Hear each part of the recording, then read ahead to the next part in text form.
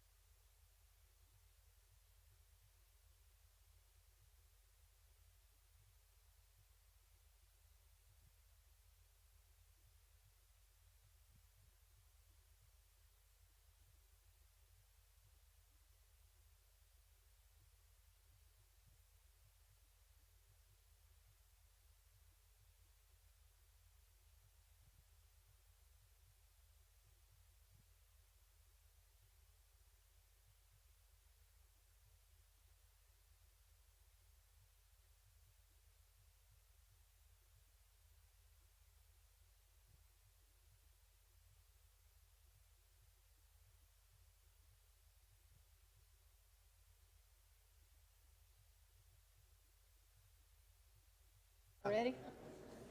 They all came here to raise hell. You ready? Well, crowd this side, say thank you. At this time, I'll call let me get my mic right. I'll call the January 17th, 2023 County Council meeting to order. First of all, I want to welcome everyone who's here tonight. It's always good to see so much public participation at meetings. A lot of times we do some really important things and we don't have a lot of people in here, and I'm encouraged, and I know our council enjoys having the community come out and be a part of our process. At this time, I'll recognize our Vice Chair, Allison Love, who will lead us in the invocation and Pledge of Allegiance. Dear Lord, bless all our endeavors in tonight's meeting. Guide us in our discussions. Enlighten our minds in every decision we make. Give us your grace that we may effectively do our part as public servants. Bless our plans, programs, and projects so that we may achieve our objectives for your greater good. We ask this in Jesus' name. Amen. Amen. I pledge allegiance to the flag of the United States of America and to the republic for which it stands, one nation, under God, indivisible, with liberty and justice for all.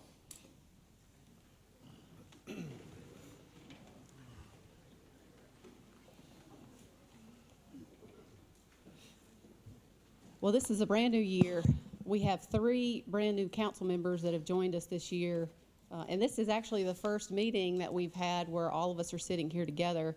And I do want to recognize Watts Huckabee tonight. We've recognized our other 2 members who were installed at the last meeting, but I do want to recognize Watts Huckabee tonight, who was just installed and sworn in today, and allow you the same opportunity that others were to speak.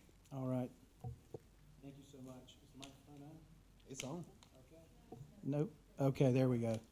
All right. Well, is Ryan Stevens here tonight? Is he maybe in the overflow room? If he's not, I just want to say that for those of you that have never run for office, there's a lot involved from getting from where you start and you decide that you want to run to be sitting up here tonight. And I want to thank Ryan. Ryan was my opponent, and I want to thank him for running a professional campaign, an issues-based campaign. And I have a lot of respect for him, and I hope the feeling's mutual. So I just want to thank him for handling himself the way he did throughout the campaign.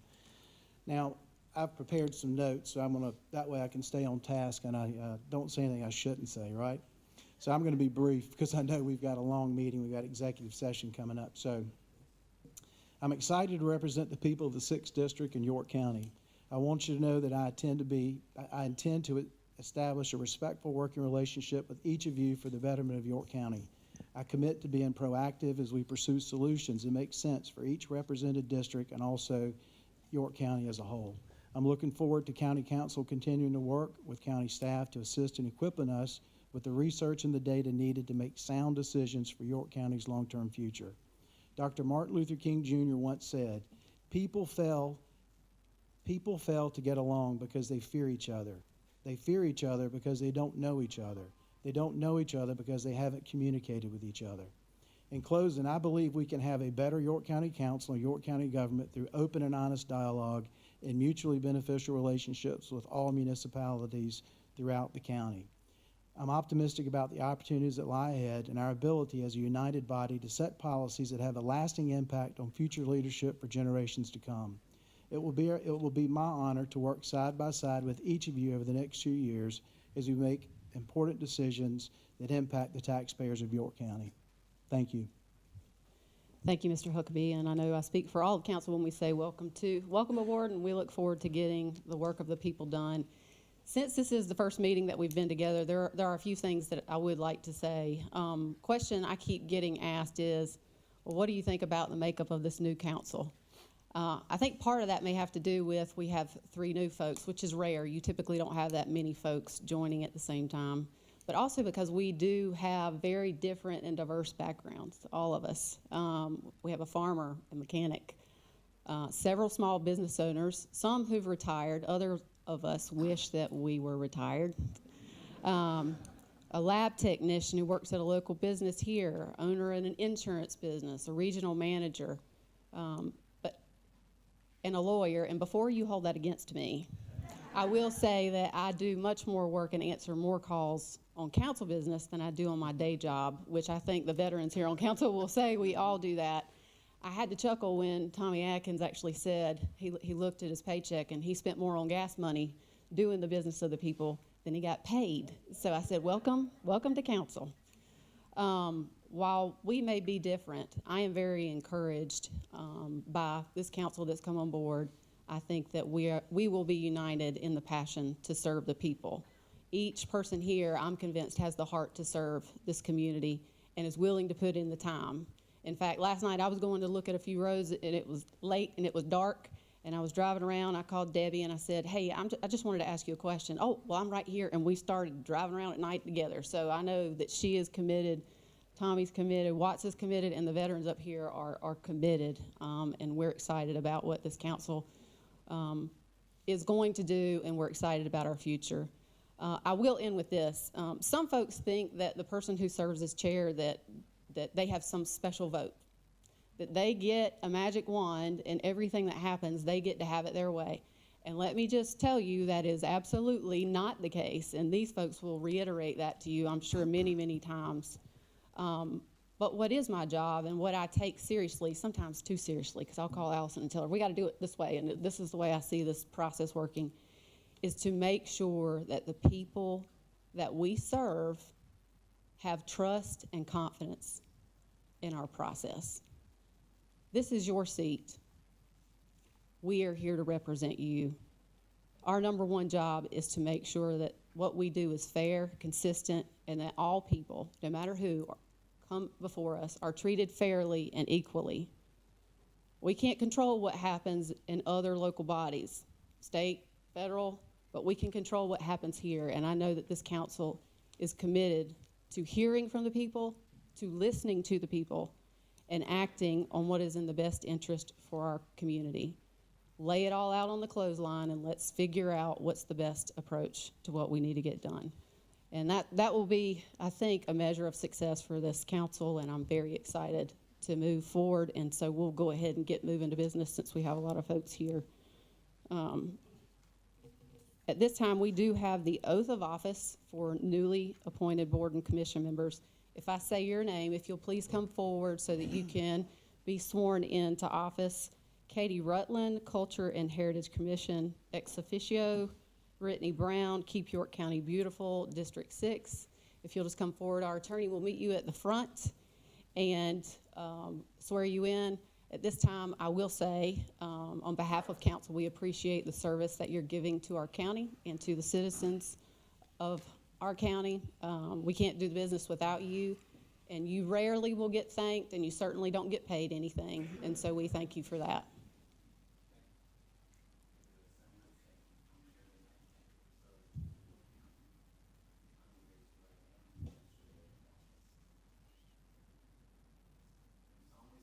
I do solemnly swear that I am duly qualified, according to the Constitution of this state,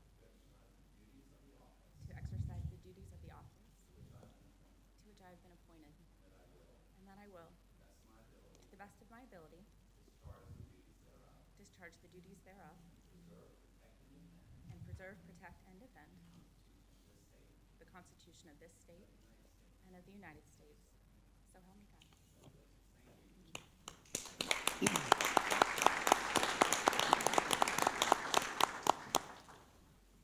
We do not have any appearances tonight, but we will move now to the public forum session of the agenda. This is an opportunity for council to listen to you. Anyone who signed up on the sheet, I'll call your name shortly. If you'll come forward, give your name and your address, and then you will kindly pay attention to the screen on the front. When 2 minutes, we start hitting the 2 minutes, I think there's a yellow, and then it'll start flashing red. That means that the 2 minutes is up, and it's important to me that you see that because I hate cutting people off. I don't know if my Southern upbringing, I can't stand doing it, but it's my job, so I got to do it. And so if you can pay attention to that. Also keep in mind that council, this is not a time to ask us questions. This is your time that we listen to you. So if you'll remember that when you come forward. First individual, and I forgot to add this one piece. If you signed up on this public forum session and you are here to speak on the a public hearing item, that is, it looks like our only public hearing item is the comprehensive plan. If you're here to speak on that, you are not limited in time if you want to come speak. So if you want to wait until then, you can do that. If you want to speak your 2 minutes now, you can do that as well, but do want to let you know that you've got that option. Daniel Watson.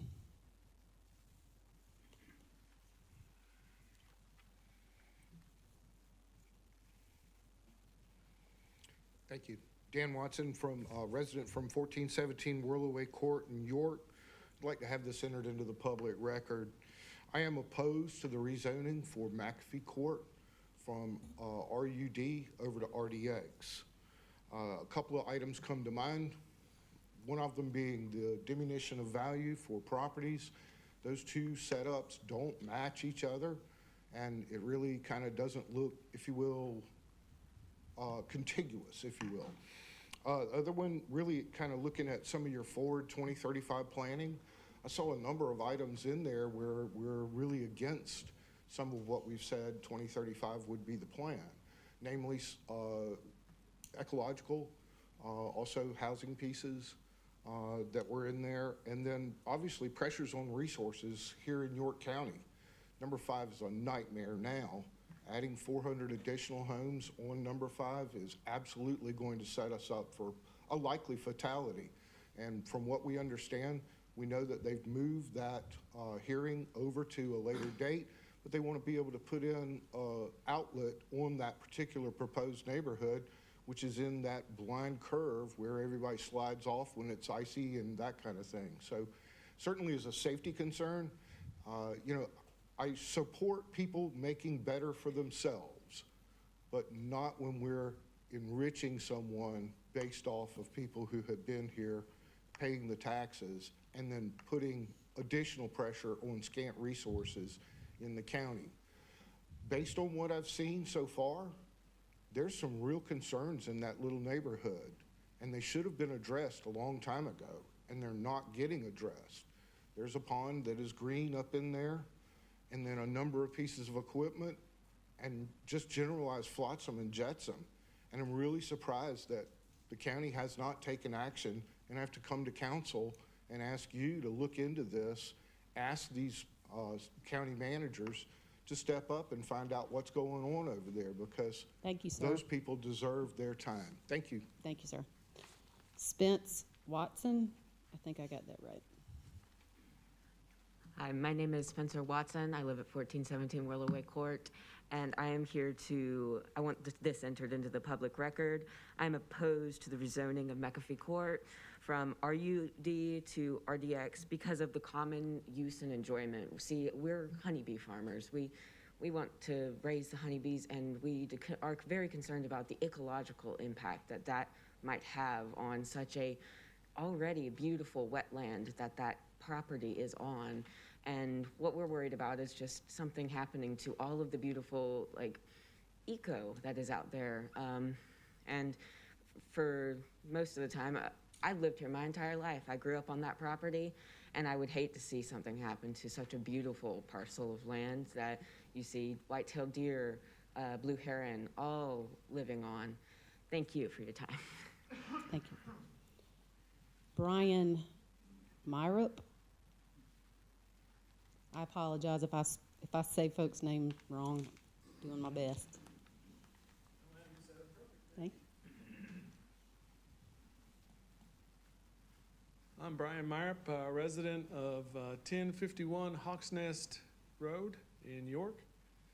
I'm here tonight to speak on behalf of the 1,400 plus students and their families that are on the current waiting list of York Preparatory Academy, located here in Rock Hill. The school serves currently over 1,600 students in grades kindergarten through 12th grade. And as some of you may know, we've been working for the last 3 years to duplicate that campus and to serve the students who are waiting on the waiting list. We have hired a local construction company, Leitner Construction, who has performed over $100 million worth, or hundreds of millions of dollars worth of school construction in the area, as well as secured USDA financing, which would cover the cost of the entire project, meaning no local tax dollars will be used at all for this project. And we've submitted now over 5 times for a grading permit from the county. And despite the many challenges and the many things that we've been working on, including an agreement that we've secured over 18 months ago with the city of Rock Hill to provide a water line to the school site, we've yet to be able to secure the grading permit from the county. So we're here tonight, and I believe that our board has also submitted letters for you with documentation on many of those things. So we're here tonight to ask that the county council exercise any and all authority to help expeditiously remedy that situation. Thank you. Thank you, sir. Lanny Adamson.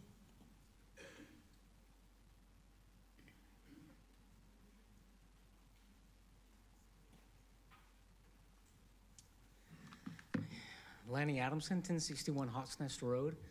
I'm the Associate Managing Director of York Preparatory Academy, and I appreciate your time this evening. You know, there's many policies and things or processes in which the county and that you ask of us to be able to go through. And that process oftentimes is quite tedious and very thorough, and we appreciate that thoroughness.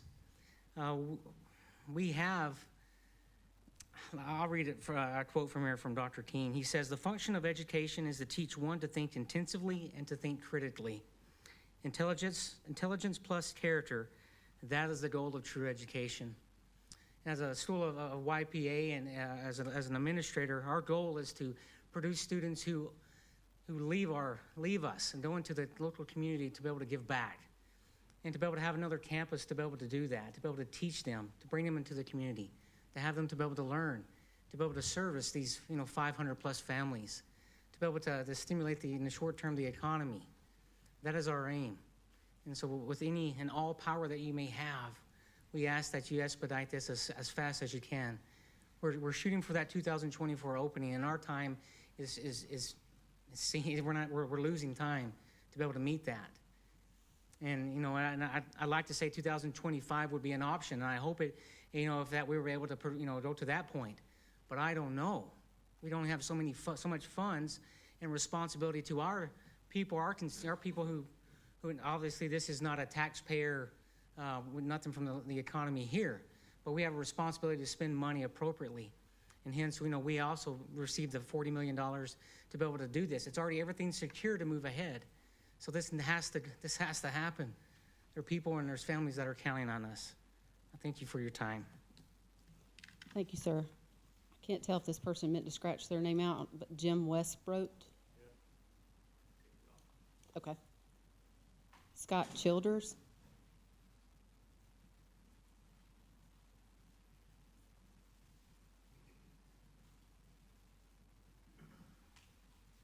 Madam Chair, members of council, and for those of you who are new and don't know me, I'm Scott Childers, 1349 Filbert Highway in York. I've come over before, and on the the new ordinance, I'm still calling it the new ordinance. I commended council for what they had done on the documents and staff, and I think we came back and I said, well, some of these charts and tables were a little confusing, and some things in there I missed when I went through the ordinance. Well, I hate to say I missed something, but I'm gonna say it again. There's a few things in the ordinance that I think are causing a little more red tape than we initially thought, with some of the special exceptions and some of the existing land uses when you compare it to what the uses were previously. Some of the rezonings that are required and some of the special exceptions to go back to the zoning board that are required are just a little more, I guess, involved than I originally thought they would be looking back. I think we're gonna spend a lot more staff time on some of these. I know we're gonna spend some time at the zoning board level on some of these. That probably is time that doesn't necessarily need to be spent. One example is, if you have a property that you have a certain use on now, and you go to expand that property with the same use, there's really no grandfathering to my understanding of that at all. And then if you go to expand that use, you gotta go in front of the zoning board for a special exception potentially. So I'm just using one case, but there's a lot of cases in our county that are like that. I just wanna throw it out there. I know we have, y'all have your workshops. I've participated in those, as you know, but I did wanna throw that out for y'all for discussion and just some thought. There's still a few more tweaks needed, and I appreciate your time. Thank you. Thank you. I'll just take a quick poll. For those of you who are new to our chambers, sometimes it gets hot, sometimes it gets freezing. It's freezing up here for us. Are y'all hot? You're cold? Okay. All right. Well, I'm cold.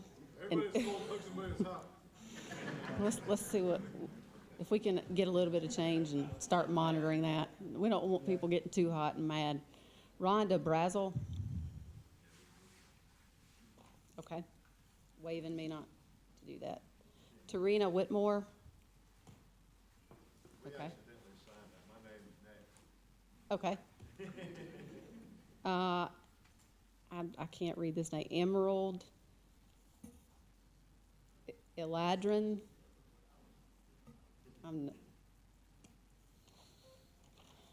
Okay. Christian Castro.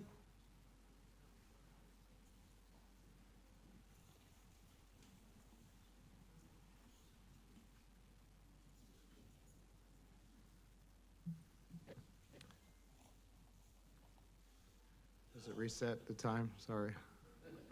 Thank you. My name is Christian Castro. This is my son, Trevor Castro. I have 6 children, and only 5 of them are here today. One's at a basketball game. 1260 Soulsville Street. We live in a neighborhood that is extremely underprivileged, and so options like Westminster, Catawba, or St. Anne's Catholic are simply just not an option. We're initially zoned for Finley Road Elementary, and we know what happened to Finley Road. So more options were taken away from us at that point. And so scrambling to fix our situation of the oldest being 7, my youngest being 6, and having to do 3 separate stops every morning to get my kids to 3 separate schools was impossible. So trying to seek higher education and consolidate that, YPA naturally became the only option for us. Unfortunately, it took between 2 and 3 years to get all of my kids finally consolidated into YPA because of the atrocious wait list. Jalen, our neighbor across the street, was not so fortunate. Amir, he was fortunate, but it took a lot of time as well. Amira, Jaden, there are kids in my neighborhood that are either on the waiting list or have given up on the YPA waiting list. We need another YPA. That kind of waiting list, to me, it signals that there's a high demand for this type of education, and it's just simply not being met by our public school system. So please reconsider. Thank you. Thank you, sir. Robert James. Okay. Scott Smith.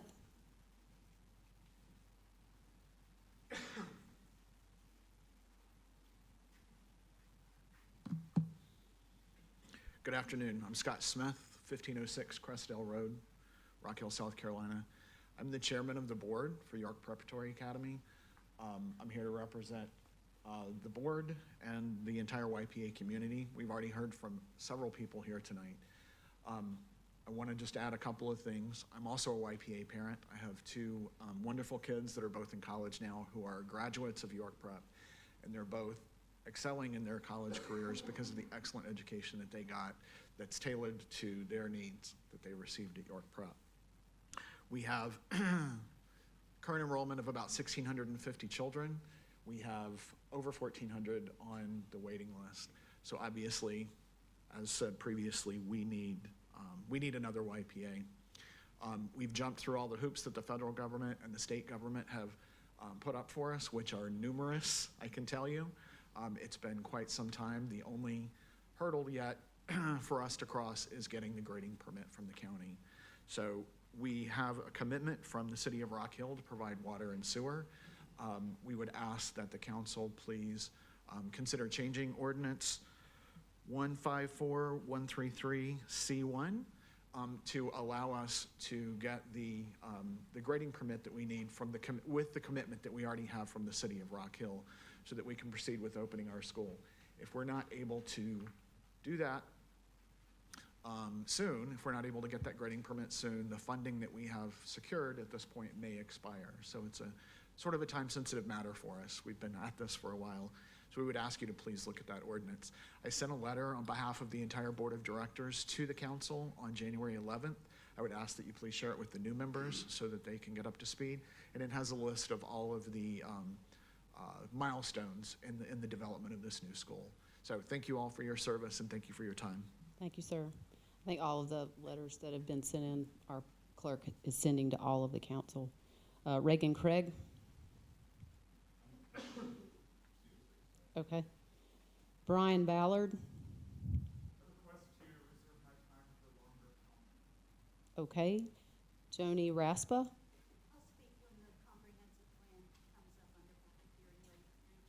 Okay. That concludes our public forum session. That was the last person that signed up. We will move now to the consent agenda. Is there a motion on consent agenda? Motion. Mr. Chrissy, can we pull two out? Pull number 2. Is there any other item? Our process is if anyone wants to pull anything out of consent, they can do that. Is there anything else any other council member wants? We'll move number 2 to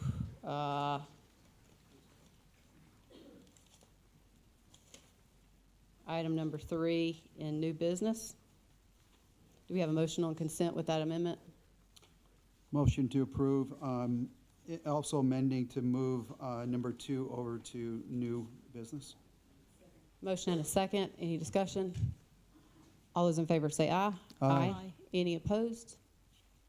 Hearing none, motion passes. Move now to our first and only public hearing item.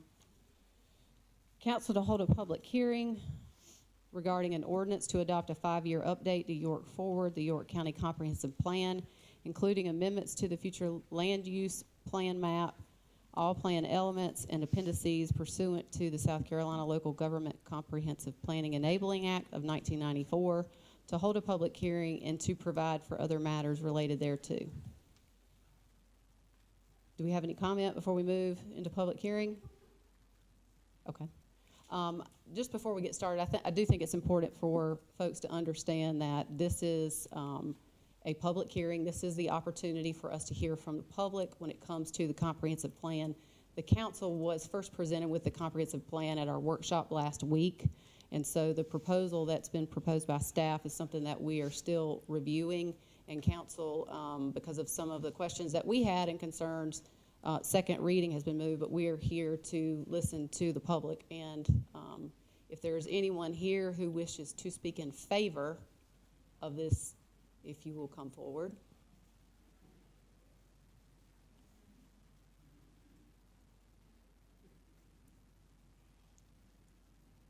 If you can please state your name and give your address.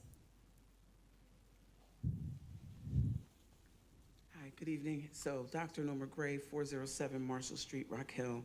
So, of course, it's no surprise, maybe to Mr. Huckabee, that I am in favor of this comprehensive plan.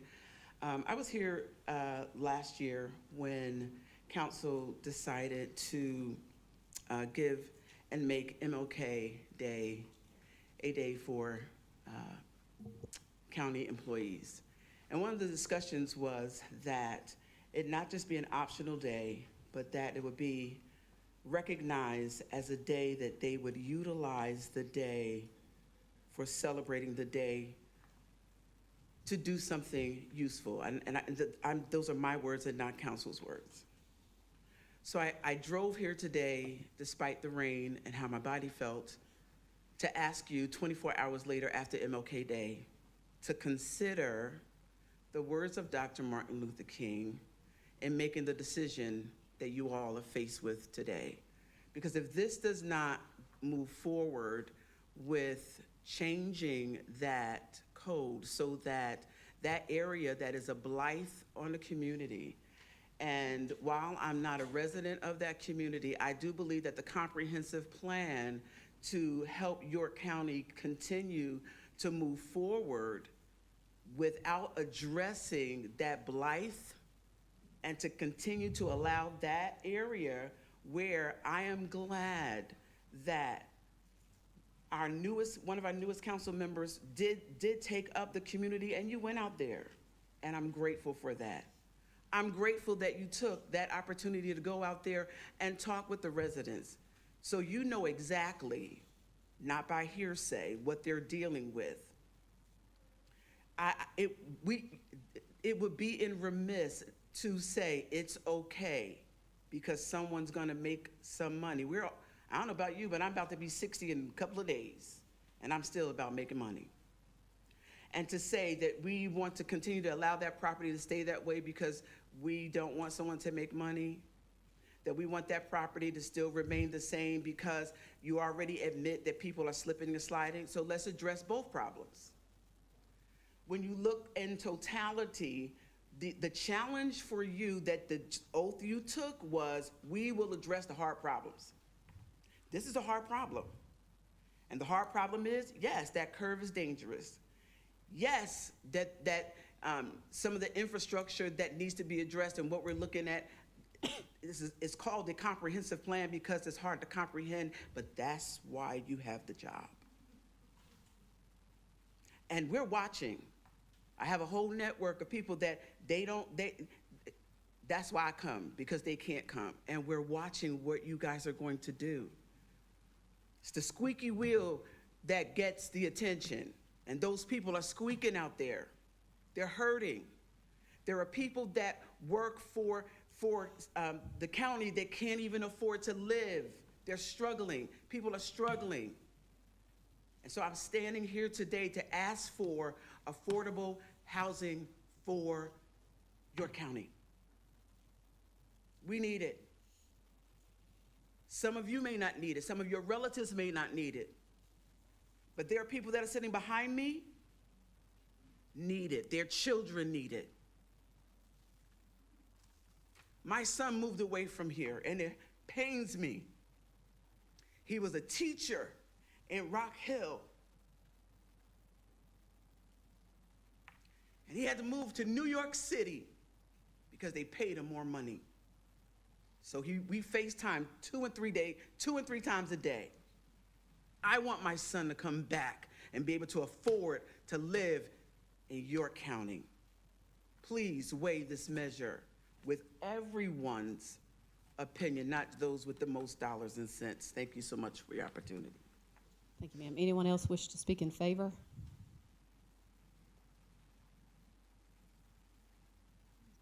Is there anyone who wishes to speak against? If you'll just start coming forward and give your name and address and okay, Reagan. Hello. My name's Reagan Craig, 1804 Craig Road, Rock Hill, South Carolina.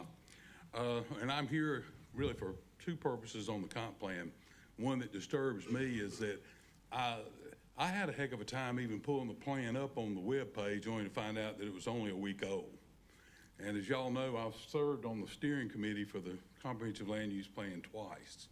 So I am familiar with it. And this seems mighty, mighty rushed. And there's a lot of things that I didn't find. It's 165 pages long. Doesn't the ordinance also say it has to be out for 30 days before you can approve it? I think you'll find that further down in the ordinance. So my first grumble is, I don't think there's been any public participation. What happened before when you have steering committees on the 10-year increments, people like me, everybody in the neighborhood would come around, all right, what's going on? I'd tell them what was happening. And between the stores and the farm shops and everywhere else, that's how people find out, at least down in our district. And so I don't think that's adequately been, and then enough time to digest it, even though it's a partial plan. But for a partial plan, it's 150 pages long. And that takes a little while to read and comprehend and then go back and question and particularly do any kind of verification. That's my first complaint. The other thing that's in there, and you know, everybody knows it, but nobody knows it. CSX is trying to put lipstick on a pig and come back to York County. Now, it's still a pig. When it happened before, we filled up Baxter Hood with people in the community against it, okay? There were all sorts of issues that were never addressed by CSX, and the current plan doesn't seem to address it either. The problems then were, number one, people didn't, you know, I think Murray White said it best, when people move to York County, they have the rabbit box syndrome. They want the door to shut behind them and can't nobody else come after I'm here. And that always exists. Nobody wants it in their backyard or in their neighborhood. That's a given. But the other issues with it at the time were the highway carrying capacity of 21, in particular where it comes out on I-77. That's gotten a lot worse in the last 15 or 20 years. That's how long ago it was they looked. And I want to see how you're going to get 400 or 500 trucks out of down in Catawba, up 21, go by these schools. I mean, this is a serious thing moving here, or wants to move here, that should be considered.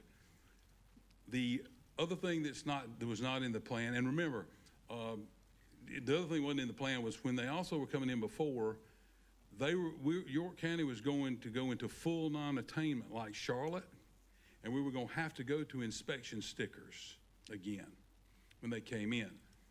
Charlotte, what I've read so far, but I don't have any EPA documentation, Charlotte and Rock Hill, and York County, excuse me, I need to be saying York County, were in non-attainment then. They're in attainment now, but by how much? Because if you go back into non-attainment with the EPA, and I didn't see any of this in the comp plan or even consideration of it, then you're now back to the inspections. Y'all remember how the inspections were? The sticker was $30, but your friendly mechanic would squirt a little gasoline in the O2 sensor hole, blow out the catalytic converter, and I got your new converter because you're out of spec for $1,200. That's the way those things went down. And all us old farm guys coming up with our dilapidated farm trucks, they ain't got a prayer passing. But this is a big impact, because the other thing it does is it will stop any industry from coming in that doesn't have to meet the same attainment thresholds. And I don't know the answer, y'all. I have not had time to get anything we got from the EPA. Back then, Carl Gullick and Kerwood and myself went and got the information and found out we were this close. And Charlotte was trying to dump the intermodal into York County, which would put York, Chester, and part of Lancaster counties in non-attainment. Then all of a sudden, here it comes again. Transportation is 27% of the GHG gas emissions problem in the country. They're the biggest. They're bigger than the coal-fired plants by 2 or 3%. And so transportation needs to be looked at, and it's woefully absent in the update to the plan. And I'm not offering that as a criticism. I don't know if anybody's thought about it. It needs to be looked into. The other thing, the last thing, and then I'll shut up, is that the zonings, once again, I've always had a problem with the fact that you get a certain zoning, and that zoning says, okay, it's, you can have 2 houses per acre if the land perks. That's what we allow on this RC2 or RC1 or whatever it happens to be. Well, now I know that the zoning on my property was RC2. Y'all changed the zoning. You say RC2 can only have one. I don't care. It didn't hurt the value of my property or anything, but y'all changed the name. You're changing the names again, and what do they mean? The first thing that should be there is a large table to tell the public, because otherwise, and that's a legal question that I don't know the answer to, is that not a tricky way of downzoning property if you want to cut down the quantity? And it seems sort of sneaky, because you think you've got this, and it does affect the value of the property. If you can put more houses on, anybody that don't get that, well, you know, they won't have the land much longer anyway.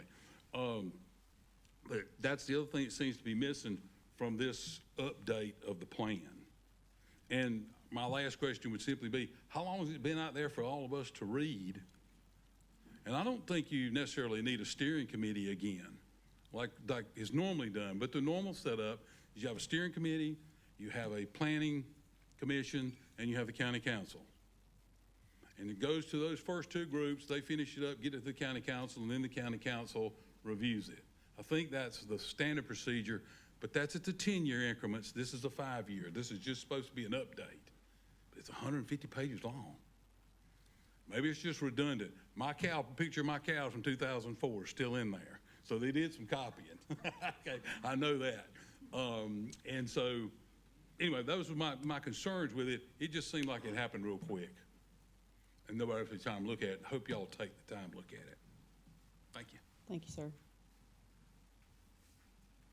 I have handouts. Can I bring those up? If you'll hand it to the clerk, she'll pass it down to us, or that's fine. So I'm here. My name is Cindy Cox. I'm from 3390 Harmony Road, which is the southern end of 21 down there. And I just have a few brief remarks to go with those pictures that hopefully you're going to have. During the final hearing before the Planning Commission that was in November, it was mentioned that the new industrial rezoning in that section was not out of character for this area because there's already an industrial zoning in the area. So I want to put a little skin on that industrial zoning. The largest section is 158 acres owned by Charles Steele, who happens to be next. It is used as farmland with cattle and a large barn. It's the very definition of rural, not industrial.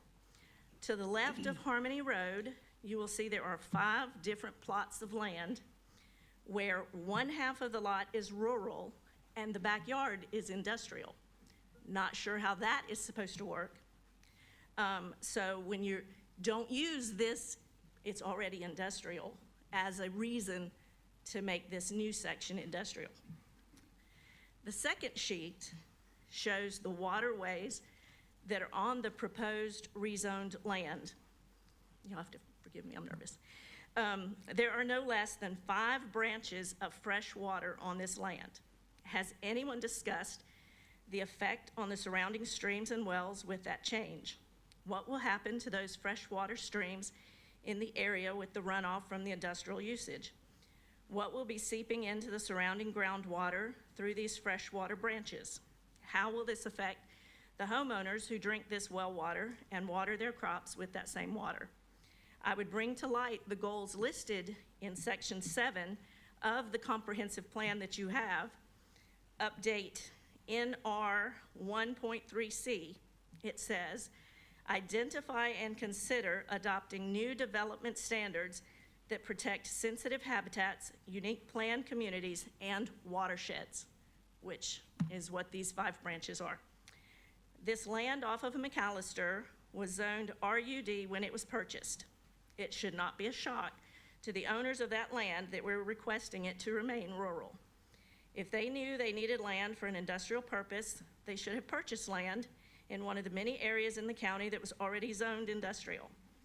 According to the goals for Land Use 4 in the same comprehensive plan, preserve rural character in areas beyond the adopted urban services boundary while providing opportunities for compatible rural development.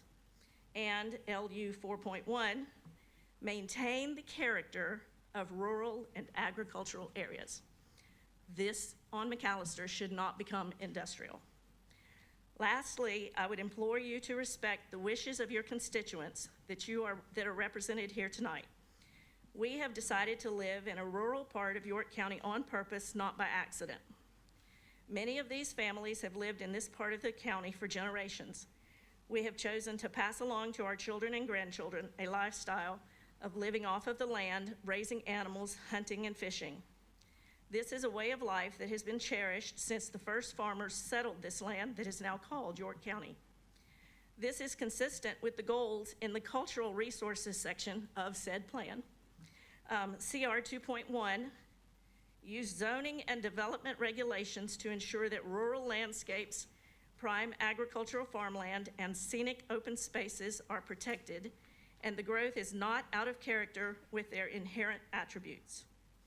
And CR 2.1b, promote growth that does not negatively impact sensitive environmental resources, including unique plant and animal habitats, wetlands, and prime agricultural and forest lands. We respectfully request that you accept the proposal that came out of the Planning Commission, that the proposed updated zoning for the land on McAllister Road to be zoned artisan employment rather than industrial usage. Thank you, ma'am.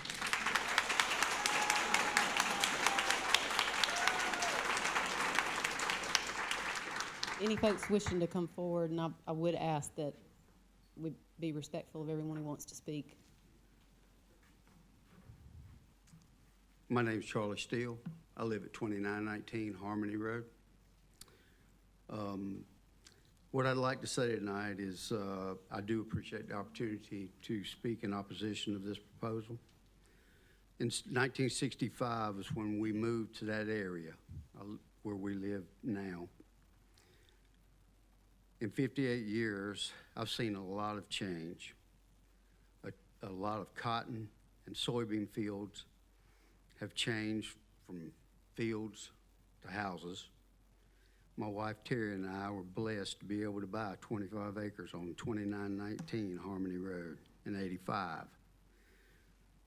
Then we're blessed again in '95 with the opportunity to purchase a piece of property on the corner of Harmony, which at that time was zoned light industrial when we purchased it. Again, in 2009, we purchased the adjacent property, making it a total of 150 acres on that corner. It's currently the home of Stillwater's Farm, and we raise cattle there with no plans to alter the land use. Over the last few years, even as late as December of '22, we've had many offers for this property. These offers include many options, from another housing development to a rock quarry.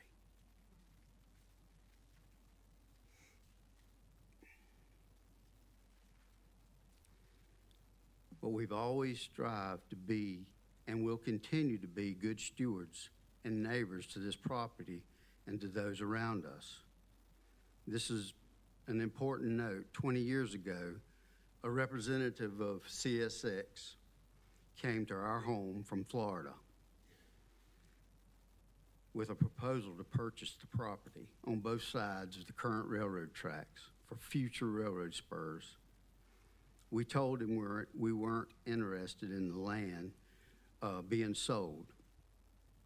While he stood in our kitchen, he replied, "You'll sell or CXX will take it." Apparently, CXS has changed the plans and we never heard from them again. So not only are we worried about the devaluation of our properties and the heavy traffic and the quiet rural neighborhood, but we're also worried about losing our land. Therefore, we are definitely opposed to the proposal for an industrial corridor to be initiated on 21 in our community.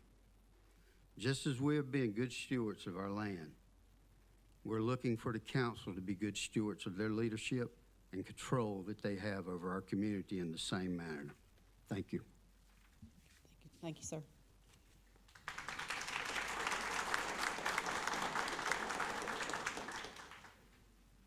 Sure, make me follow that. I wanted to thank the council for your time. I want to thank you for your service. I know you guys get paid hundreds of pennies to do this, so, you know. On my way over tonight, I had a thought, and it was just,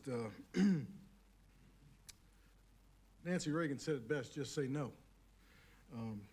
You know, I've been listening to some of the online meetings that have gone on, and one of the people in the Planning Commission had mentioned about, well, I'm sorry, Hall Spencer Road, turning Hall Spencer Road basically into an industrial corridor. That was her words, because she said it was all broken up and it was rural and it was this and it was that, and we should just make it all heavy industrial.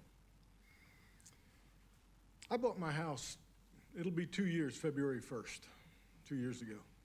I moved down from Fort Mill. Before that, I lived in New York for many years. I've been down here about 20 years now. I bought my house because it was my dream. A couple of acres. It had a very large workshop for me. I'm a woodworker, a carpenter. I have my own business. I do home improvements. So the shop to me was very important. It's more important for me in my later years so that I have something to do other than just aggravate my wife. So the funny thing is, when we first moved down here, if anybody had told me that I'd be living on a piece of property like this 20 years ago, I said, yeah, you're nuts. I couldn't get my wife to get down here into Fort Mill. And Fort Mill has just become so populated and overpopulated, in my opinion, which is why we wanted out of there. So we moved to this nice little quiet area where every night in the summertime I sit on the front porch and I actually feed hummingbirds off my finger. They actually come and I have a little feeder and they sit on my finger and they eat. And that to me is paradise. What's coming because of this plan will make all of that go away. It's not in my backyard, it's in my front yard. And I'm sorry, I live at 3063 Harmony Road, a little bit closer to railroad tracks and Charlie's farm than Charlie does. I can tell you that Charlie's truck is probably the heaviest thing that comes down my road most days, and that's him going to his farm and back to his house. I don't want to hear tractor trailers. I don't want to hear trains. If I wanted to hear trains, I'd have stayed in New York. But anyway, I don't want to get too far down the road. There are 2 housing developments on one side of Harmony, and there's homes like mine on our side of, once again, Hall Spencer. Most of the people have lived there for years, like Charlie, and there's a few new ones. My property was originally 11 acres. They sold off part of it, and there's now a new house next to me. Those people are not here tonight, but they have 5 children, and they just built this house. It took them 2 years to build it because of everything that's gone on. And I know they bought it so that their children can grow up there, their grandchildren can come and, you know, have a nice place.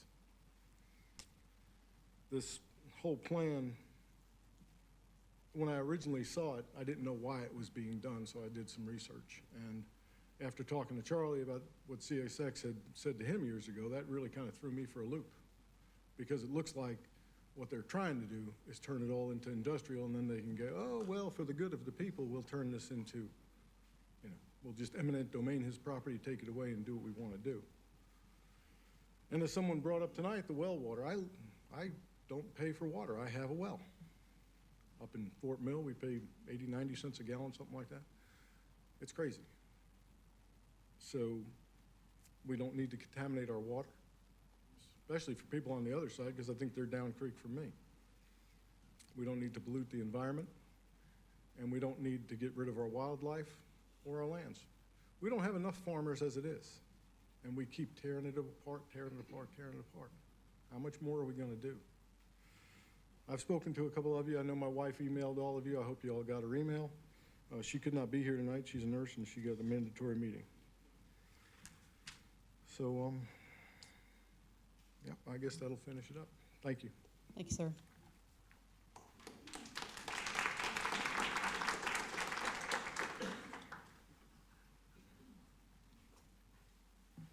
Hi, my name's Scott Poucher. I live at 343 Nora Ridge in Ashland Oaks with my family, including my elderly mother, who's 88 years old, moved here in 2008. My brother, who moved here in 1994, told me all about York County, told me how I should move here, how it was what we grew up in, and I come from a place where they paved over everything. Now we're back to a place where they want to pave over everything. And these people who are farmers, we do need them. We are tearing our farms apart. I believe in smart growth. I don't want people not to be able to use their land. I believe in smart growth. Let's put houses tighter together. Let's be smart. Let's put it where the resources are. We don't need to build an industrial area out in the middle of nowhere. If you haven't been down there and you haven't driven around, then you clearly haven't been down at all the places that are there, all the open land. That is not commercial. 21 is not commercial. It is not an industrial corridor. One of the most industrial things there is a convenience store. You're telling me you got, manufacturing and you got all that? You're blind. Have you been on 21? Even with what little's there, the log trucks that go by, there's already too many of those for that road. And they drive way too fast. And I'm thinking, my God, add 400 or 500 more of those a day, and you're not taking into the fact that the workers who have to work there, and the fact there's no bus routes. We're not talking about Rock Hill.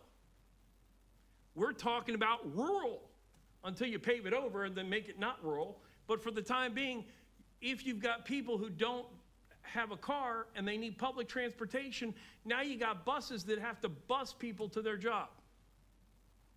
What is 21 going to be? Is it going to be, like downtown Rock Hill? Is that what you want? Is that what you want of your community? You want to tear these farms apart? You want to destroy the well water? Be smart. You're our elected officials. Be smart. Put growth where it needs to be. The lady's right. We absolutely need housing for people who can't afford the housing that has now exploded because of our economy. That's a great thing. But let's be smart. Let's work with planning where the homes need to go. Let's not require to use 2 acres to build a house, but put it where it needs to be. Let's put industrial stuff where it needs to be. It's too far away from the highway. That is a 10-minute drive from 77 on a road that is barely capable of that. So please take your responsibility seriously. Please don't do what the North has done and paved over everything. We need the farms. We're living in a society where they're putting everything into food to make food go further instead of just having real food. And that's because we don't have enough farms. I know people talk from a business perspective. I'm talking from a family perspective. Keep the county, for God's sake. Thank you. Thank you, sir.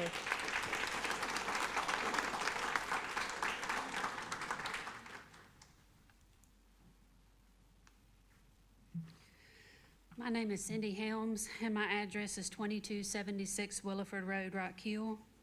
I have attended both the community input meeting and the council workshop concerning the comprehensive plan update. I have emailed staff to ask questions and still do not understand why staff would propose to change several properties on Hall Spencer Road and Highway 21 to industrial. I was told in person and in emails with staff that they were trying to make it match what it is currently used or for the current zoning. They did not do this. The current zoning of these properties is RUD and RS40. The few properties that are currently zoned industrial, just like Mr. Steele's, is being used as a farm. Our community is rural, residential, and agricultural. It is not industrial. If you look at the map showing the number of residential houses, farms, and subdivisions that are in our area, or you took a ride to see it in person, you would clearly see this is not the right area. Just because a railroad is located there does not make it ideal. Also, the county's own description for industrial on the land use map, the first line states places that are isolated from residential uses. Where one large employer or utility may operate to minimize adverse impacts on surrounding properties. And it goes on to say that industrial is not compatible with other types of development. There are generational families in our area. In addition to those who moved in this area and invested their hard-earned money, we do not want to be industrial. Our community is well aware that if you change the property on Highway 21 to industrial, it will open the door to CSX, putting a rail facility on that site, and we are extremely opposed to that. We know that CSX is already talking to state legislatures, and most likely are talking to you or management as well. We do not want to be turned into the area around the Charlotte CSX facility.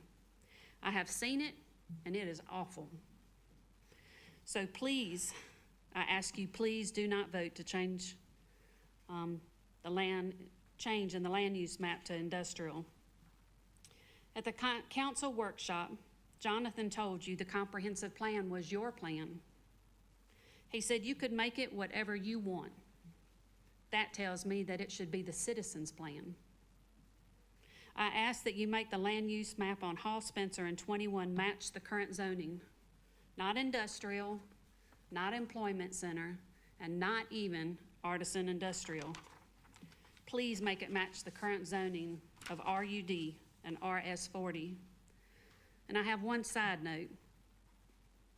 While at council workshop, several council members asked about the involvement and comments at the community input meetings.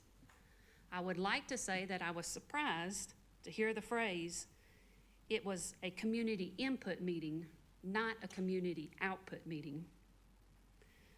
But I wasn't surprised at all.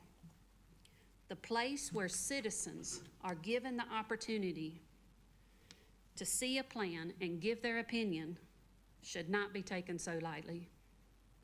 As staff relayed to council, nothing at all changed in the plan after receiving citizens' comments.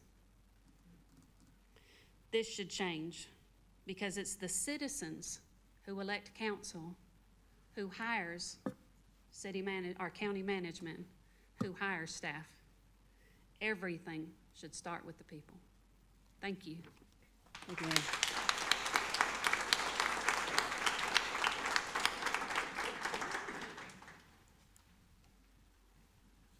Good evening, everybody. My name is Joni Raspa. I reside at 1585 George Dunn Road along 6 Mile Creek. We enjoy the pleasure of living on 7 acres there at 6 Mile Creek. And as a 6 Mile Creek community member, I join all my Catawba neighbors here tonight in urging you to support limiting industrial development in the Catawba area under question this evening in the York County Comprehensive Plan. Southeastern York County as a whole is a unique and significant county treasure. Truly a gem to behold. I invite you all down to our place. Come take a look if you've never really experienced it, as many of us get to experience that beautiful area. Residents of the area wish to preserve the open spaces, the rural character, and long-standing cultural and agricultural heritage found there.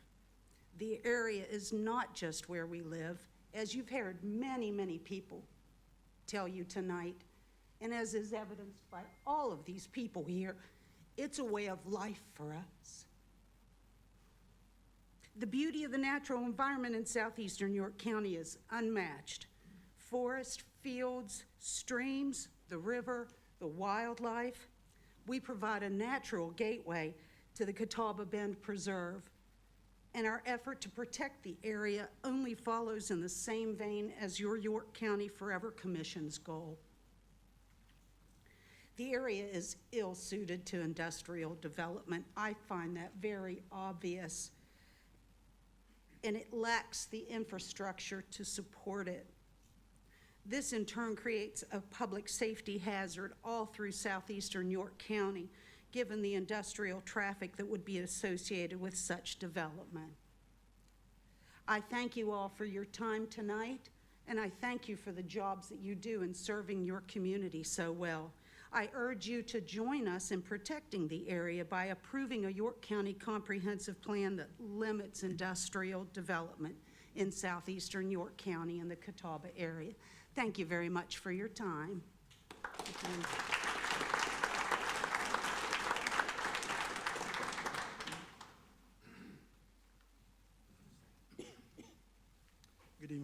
Good evening, council members. My name is George Paisley. I live at 3292 Harmony Road. To my new neighbors, we're the ones on Pitts and Harmony. Glad to meet you. I'm originally from Clover, South Carolina. Lived in Charleston for about 25 years. Convinced my wife to move up here, and then convinced her to move to the country. That was quite an argument. But once we got there, she has enjoyed being on that nice 4 acres on the corner, being able to watch deer walk through, accepting that we actually have well water, and hearing tonight that industry could mess up that wonderful well water that everyone loves when they come to our house. It's a big concern. Now, admittedly, I haven't read the plan in detail, but seeing the map that it could be large industrial. What concerns me is hearing about CSX, but also knowing that something like New Indy Container Board could literally be right outside my front door. That is a big concern. Like everyone else, I want you to really consider keeping it as it is. There's a reason that we moved out there. It's very peaceful. I just had a mini family reunion. My family loves being able to come out to the country and just relax, just relieves the stress. Keeping it on that is very important to everyone here tonight in holding this back, and we would like for you to consider to keep it that way. Thank you.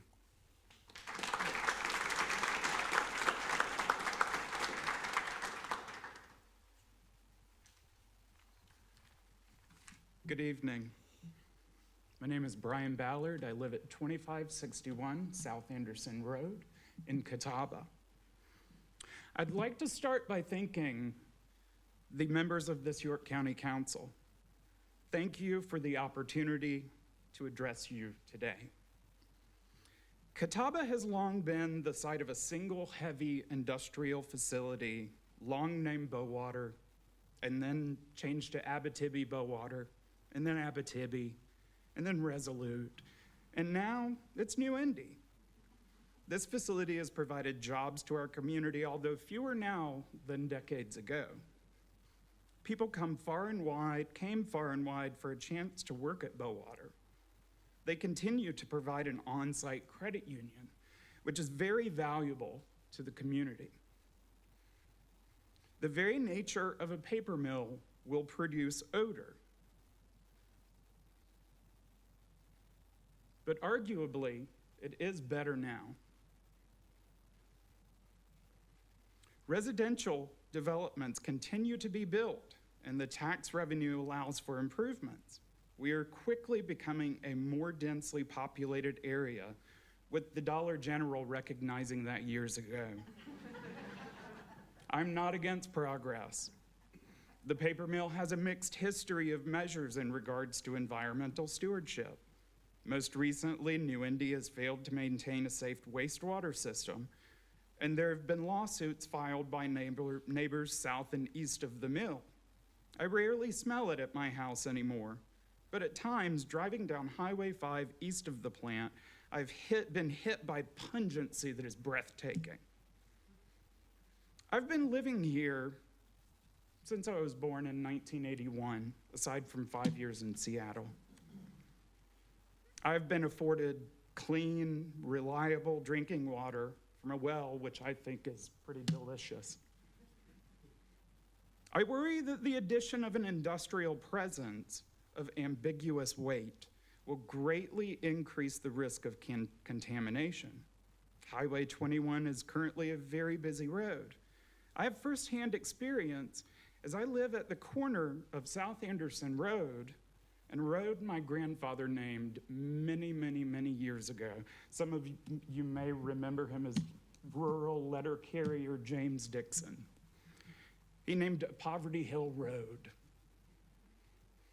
South Anderson is known to have not so safe stretches. This proposed industrial rezoning will no doubt exacerbate and expand these unsafe areas of South Anderson. There have been countless accidents and deaths occurring between the intersections of Leslie Highway to Hall Spencer Road to well past the area proposed. There is already a very heavy presence of semis, and approval of the zoning will inevitably increase the already dangerous traffic. As we've heard and will continue to hear this evening, some opposition may be about preserving a quickly diminishing rurality. Some may say, farmland we want to preserve our farmland. For some, it may be nuisance and decreased property value. But I think for all of us, this is a quality of life and safety concern. We have a very busy road with mixed vehicular types. We have an increasingly dense population adjacent to this potential rezoning. We have a water table that is, for now, clean. All of these things combined point to a lesser quality of life if an industrial presence is created. This is an unusual placement, and the surrounding area residents know it. There are plenty of other places in the county that would make more sense. My fellow residents and I have various concerns, but like you, we want a quality of life that allows us to thrive as a community, town, and county. I urge and implore you to reject this measure that will create problems for our long-term neighbors and make our newer neighbors regret their investment that they chose to put in our great county of York. Thank you.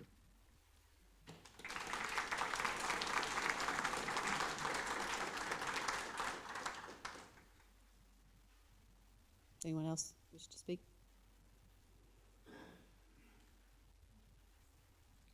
Hi, good evening. My name is Meredith Ferry, and I live at 1040 Donnybrook Road in Catawba. For those of you who don't know that, I'm literally on the corner of Donnybrook and Hall Spencer Road. My husband and I bought that property 4 years ago. We have about 6 acres right there, a little barn that's kind of close to the Hall Spencer side. And in the past 19 months, we've been blessed with 2 children. We have a son who's 19 months old, and our daughter turned 3 months old tonight. I was devastated to hear that there's a possibility that we'll have increased traffic and heavy trucking on Hall Spencer. It's literally this place that we purchased to grow our family and have our kids grow up there. And please don't do anything that would negatively affect the beauty of that land and the safety of our families. Thank you. Thank you.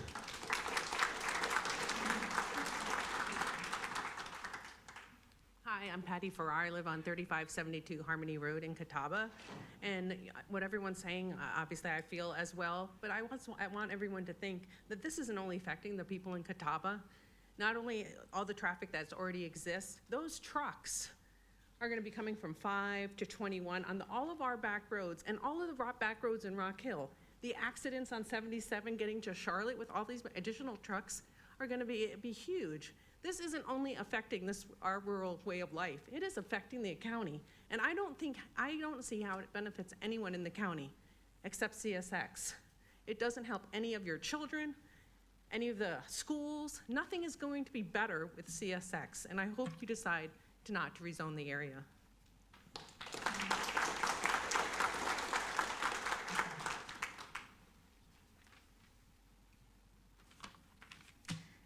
Hi. My name is Jenny Lee Falconberry. My address is 255 Ferris Road. The purple you see attaches to the back of my property. Light industrial to heavy industrial is not something that we want in our area. My family has resided in this area for 3 generations.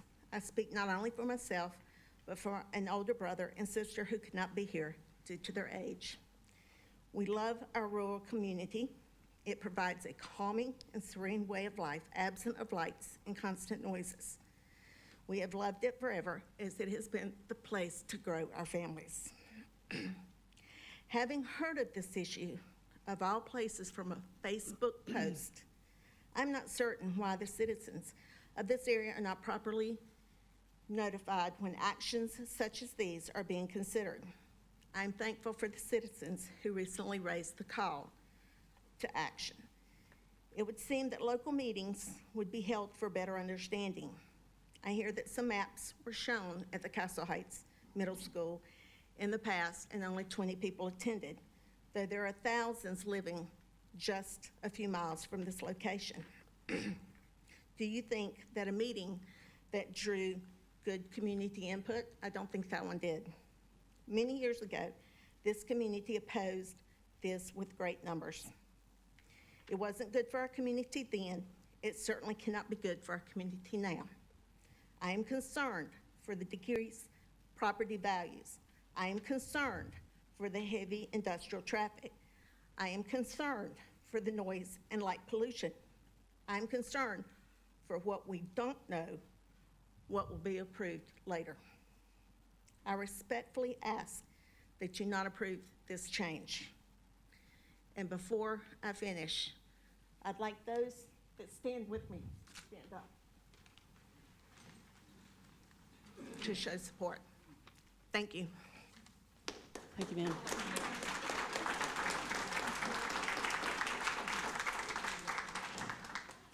My name's Travis Beck.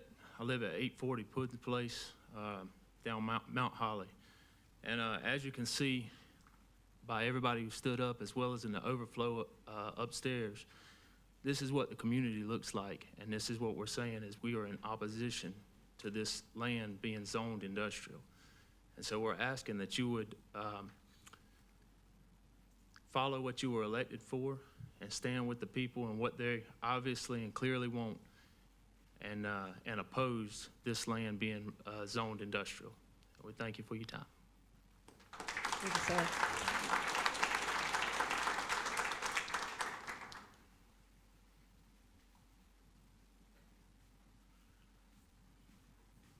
Hey, good evening. My name is Thomas Maddox. I live at 3461 Harmony Road. About 3 years ago, my wife and I, we moved down to this little 7 acre piece of property that we've since been working from scratch to turn it into an organic farm, right? We had the idea that we want to create a farm and a homestead for us and our family to grow up on. I've got a 10-year-old daughter who we have dreams of having this be land that we can own, pay off, and give to her so she can grow her family and really create our legacy here in this area. You know, we strongly oppose this rezoning, mainly because we live less than 1,000 feet from where this new property is. So we know that there's going to be an increase in air pollution, noise pollution, probably groundwater pollution. There's a lot of things we're not sure of. So it's going to destroy our ability to create what we want. It's also going to decrease our property values. You know, people say, oh, just move, right? If this happens and this gets rezoned, how are we going to be able to sell our house, sell our property to get what we put into it? It's not going to be able to happen. You know, we moved here about 15 years ago from West Virginia. We grew up with a family that grew its own food. That's how we were raised. We lived out in the middle of nowhere. We grew what we needed and sold what we had, any excess, or gave it away to the people in need. And that's what we're looking to do here, is create that sort of atmosphere, that community. And as you see, this whole entire community here stands up for what we see. And that's all I have. So thank you guys for your time. Have a good night. Thank you, sir.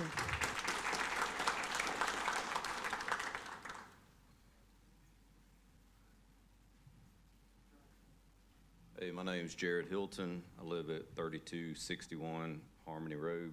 Thomas's neighbor, right through the woods. Charlie's, and all these are my neighbors. I'm not gonna be able to tell you a whole lot more than what they've already said as far as details go, but it's literally in our backyard, my property. We got 17 acres, a couple horses. We join up to the railroad track. Again, it's already a high impact area. A lot of traffic comes through. People talk about come visit me between 2 a.m. to 4 a.m., spend a night at the house. They'll wake you up. You know, they've talked about water pollution. I can see it in my creek already in the backyard. You know, it's what comes off that train track. You know, they throw railroad ties in there, you name it, creosote, all that, it's in it. So it's already a real high impact. You know, another thing I want to talk about is safety. How many people in here have been hit by a log truck? When I was 2 years old, my mom, my brother, myself, we grew up over off of Rouse Road on Clemens Lane, and we got hit by a log truck headed to the paper mill. And by the grace of God, we survived. But, you know, so now we're going to exacerbate that danger with more trucks. What, 400 to 500 more daily? I think I saw something like 40 to 50 more train routes daily coming through. So that means that crossings are going to be blocked more often. That's going to hinder our ability to get the sheriff's department out there if we need them, fire department out there if we need them, EMS, all of that. So, I mean, like many other people said, I mean, I'm a lifelong resident, York County, several generations. Where's the benefit here? Everything's about trade-offs. I get it. Where's the benefit?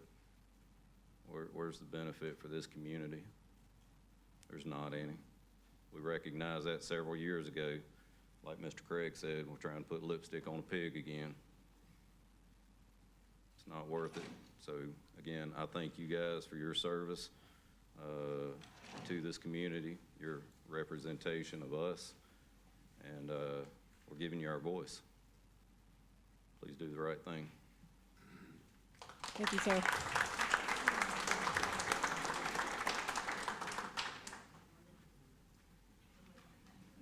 Hi, thank you very much for listening to us tonight. My name is Teresa Hogue. I live at 3555 Penshurst Road.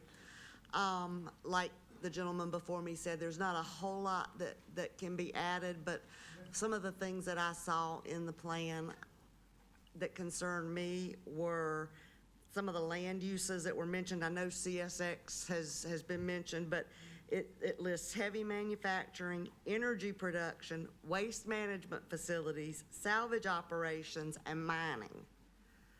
And those things not only can affect our wells, but it can also affect air pollution. And it can, I didn't plan to speak tonight, so bear with me, I'm sorry.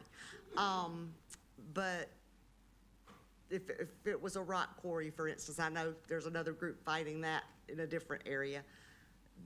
The silica that comes off that has a high cancer rate attached to it.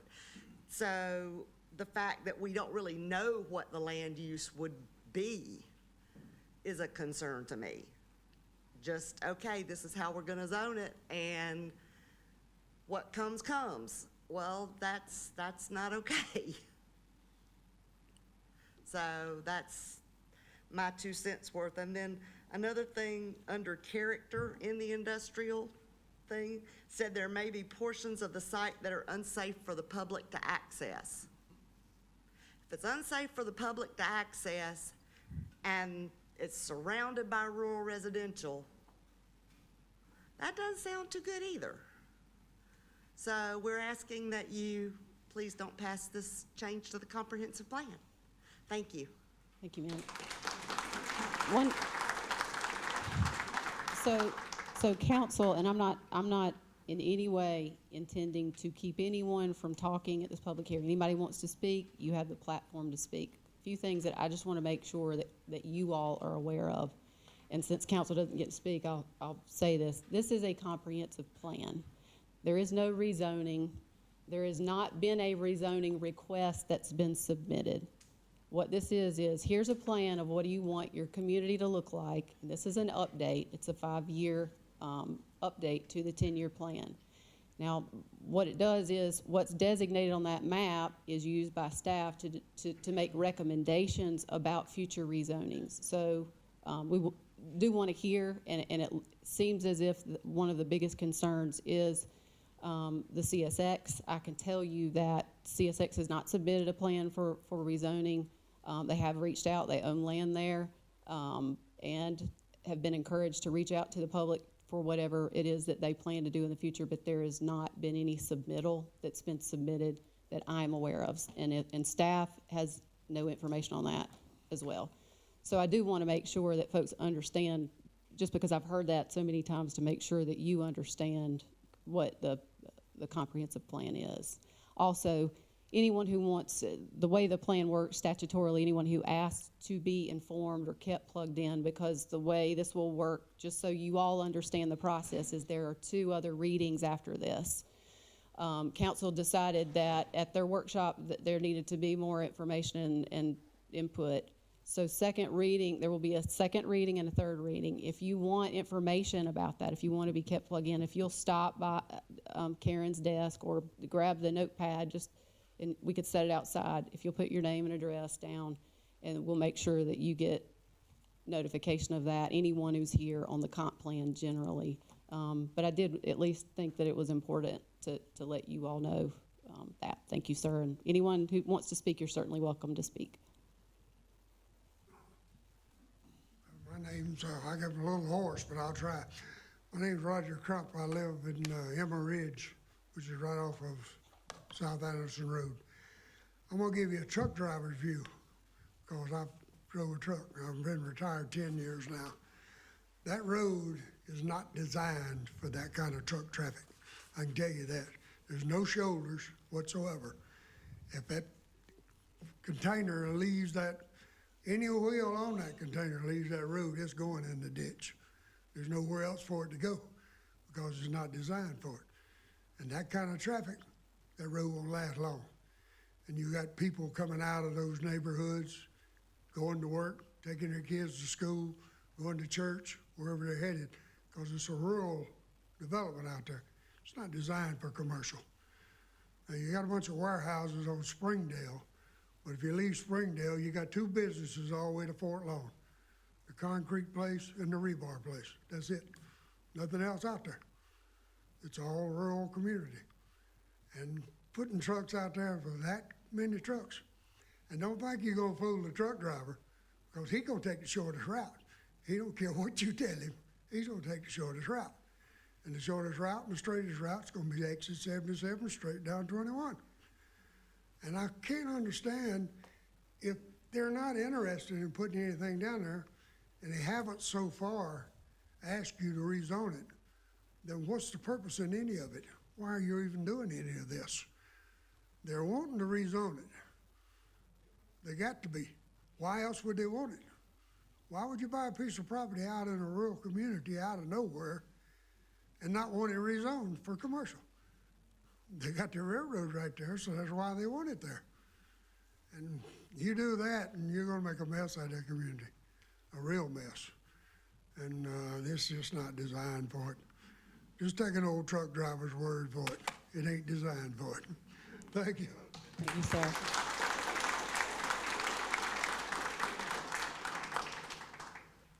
My name is Michael Schoenfeld. I live at 2549 Pat's Road. The only reason I'm speaking tonight, I wasn't prepared, but I heard many people here talking about their well water. And for those of you that know where I live on off of Henry's Knob. And from 1947 till 1970, they did some mining there. They mined kyanite. And it wasn't until about the 1990s that they realized the groundwater was polluted. And I live on a super EPA fund site, and guess what? The water is horrible. But it took 30 or 40 years to find out how bad the water is. I have about $100,000 worth of filtration system by my house that was paid for by the Superfund, not by me. And my water still is not perfect. And my 12 horses complain to me every day. Okay, I know you can't tell from my Brooklyn accent, but I do have 12 horses. So I would consider, not just now, 10, 20, 30, 40, 50 years from now, of what might go on to some of these sites. Thank you for your time.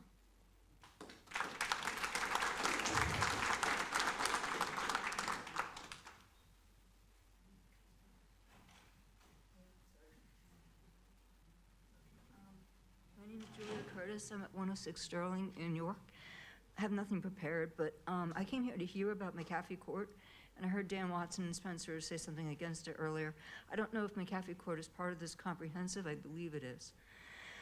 So again, I have nothing prepared, but I saw a lot of activity on Nextdoor about the situation over there, and something doesn't seem right, and I really believe that you all ought to look into the situation over there. I don't believe that the property is being properly managed, and the people there are suffering. And it also sounds like the owner there potentially is promising things to the residents there if the comprehensive plan gets passed, so that we can squeeze from 62 houses into 400 in that area, that they're gonna benefit in some way financially. That's kind of what it sounds like is happening over there. I don't know, I'm not trying to make any liable statements, but basically there's something not right. And squeezing 400 mobile homes into a property that currently has 62 without the current infrastructure to support it sounds a little excessive and inappropriate for the area. And the people there seem to believe that they're going to be low income, but I don't see what is going to stop private investors from buying up those properties and re-renting them, and then it's no longer low income. If you really want to make low income and affordable housing in that area specifically, there should be a proper design and regulated, like contracted housing, potentially through the government, or proper design of apartment housing or condos, but certainly not 400 mobile homes that can be bought up by private investors and re-rented. It doesn't make any sense what's going on over there. And the things that I hear circulating from people who live in that area sound like a lot of promises are being made to them, and I really think that ought to be looked into because it doesn't sound appropriate either. So that's all I got to say. Thanks. Thank you, ma'am.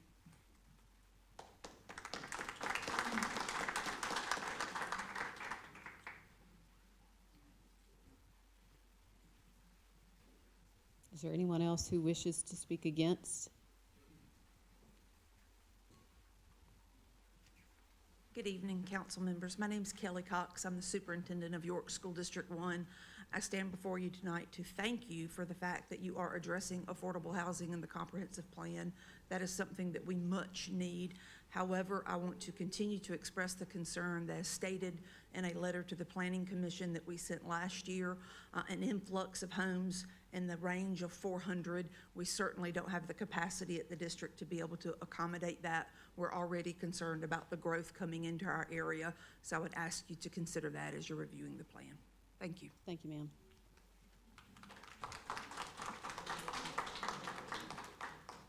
Is there anyone else who wishes to speak?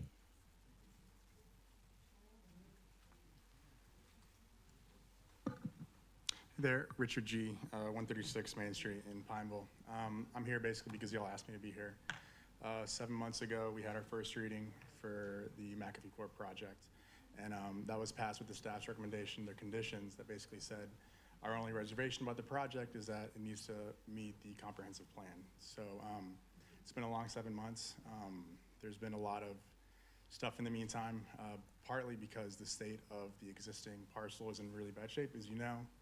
And you were kind of alluding to it earlier, Chairwoman, how you don't want to have a situation where there's a bad parcel, a bad apple, and then you're under duress to go and fix it. So we just approve something. Like at the end of the day, we want you to be voting for something, not against something else. But part of the reason for the really, really long delay was that there's an ordinance that basically prevents exactly that, which is, okay, if there's violations going on right there, you have to fix them all before you go through rezoning. So the owner, I guess she was served all these ordinances and spent a long time cleaning it up. So I guess it's a long way to say that basically the state it is in now is a compliant state with the ordinances that would prevent it from being rezoned into second reading. So I guess I'll say that in my mind, it's a bit of a chicken or the egg sort of thing.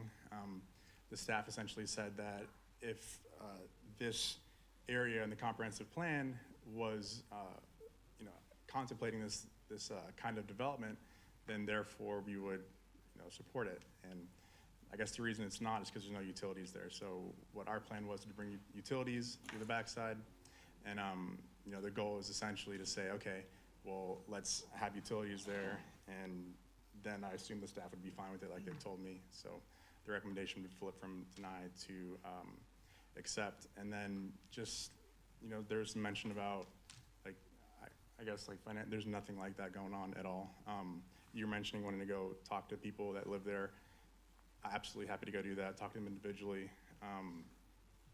Definitely nothing like that. So nothing to hide if you guys want to speak to them individually. And then there's a couple other things I could talk about. At the last meeting, they were talking about the entrance. Both of you all were really concerned about that. People here are concerned about it, rightly so. It's a tough place to turn out of. The people who live there now talk about it all the time. They don't like turning in and out of that. So obviously we had our first reading for just the entrance sliver, and you were super concerned about it, as you should be. So I've talked to my engineer. We're gonna do a full study and schematic drawing to basically ensure that it completely is safe for people coming in out of that area. I will say that that entrance is essentially in the same spot as the existing one. So, it's grandfathered in from, I guess, the 60s when it was first developed, but people turn in and out of there already. The change you'd be making is moving it slightly to improve the sight distance, opening it up to improve the sight distance, widening it, and then adding a large turn lane to incorporate all that. So, obviously the entrance as it exists now, it sounds like it wouldn't comply, but and you don't have to take my word for it. Like I said, I'm gonna have an engineer do a full study and write up to make sure that it does work. And I guess that's it. I just, I'm here to ask what y'all asked of me, right? At the beginning, 7 months ago, you basically said, we'll move this forward, but add the staff's recommendations in there. And the staff's recommendations were, hey, come ask for this. So the staff's been very helpful. Instead of doing an entirely new amendment, they said, hey, just come in here and ask the council to consider your project when doing the comprehensive plan. So with that, I respectfully request you can consider it. Thanks. Thank you, sir.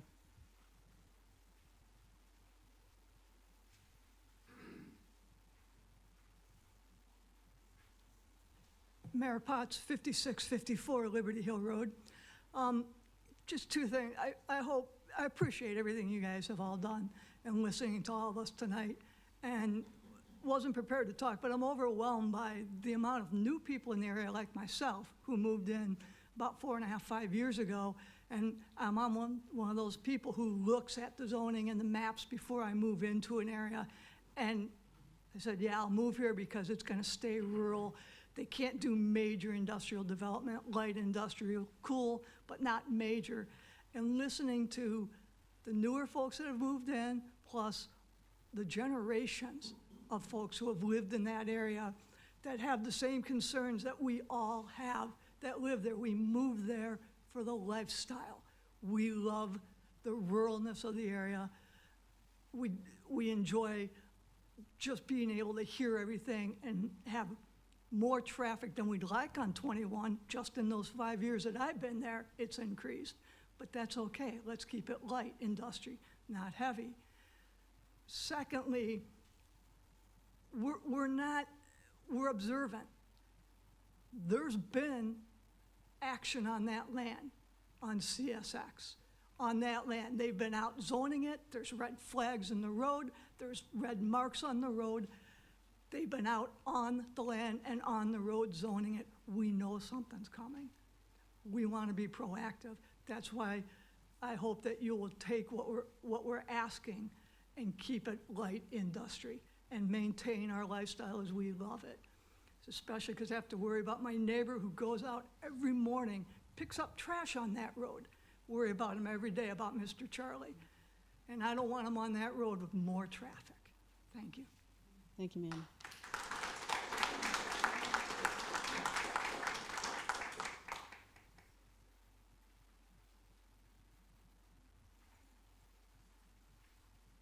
Good evening.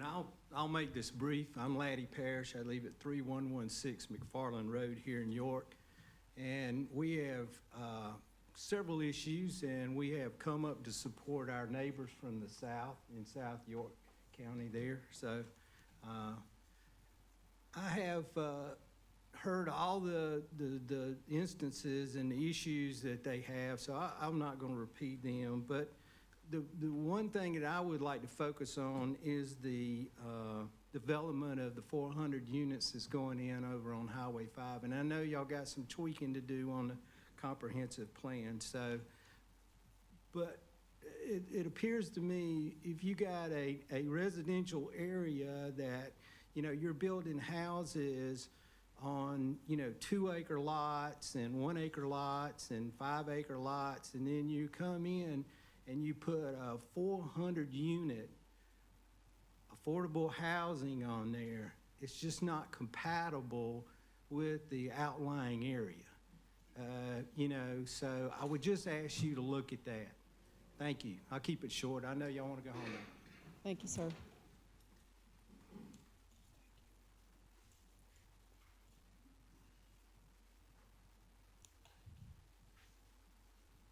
Is there anyone else who wishes to speak against this request? Hey, my name is Casey Schuler. I live at 1595 Whispering Woods Road. I'm here today to express concerns about the changes to the comprehensive plan, specifically changing residential or rural areas to industrial or high-density residential growth. There are areas in York County that are zoned to allow that type of growth and minimal lot sizes. And I am all for affordable housing. Truth be told, if I tried to purchase my own house today, probably couldn't do it. Thankfully, I purchased 11 years ago. So there definitely needs to be affordable housing options within York County. However, there are also areas that are zoned residential with larger minimum lot size requirements. People that are typically in rural areas choose to be there for a reason. The majority of these residents have no interest in the explosive growth that's seen in other areas. We value our peace, privacy, and preservation of our rural communities. For specific changes going on in certain districts, I ask you to please consider the voice of the district. Will this benefit the community and preserve planned rural areas? Is the infrastructure in place to accommodate the growth? And is this something that the people want, or is money making the decision? Thank you for your time. Thank you.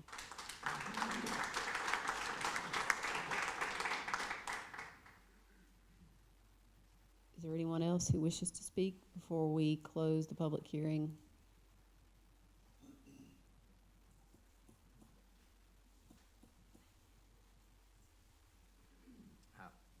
My name is Bobby Parker. I live at 2546 South Anderson Road. And like most people here, I live in Catawba. I live on Highway 21, and me and my wife moved there in 2006.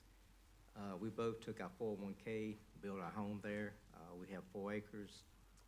We moved there because, you know, we have well water.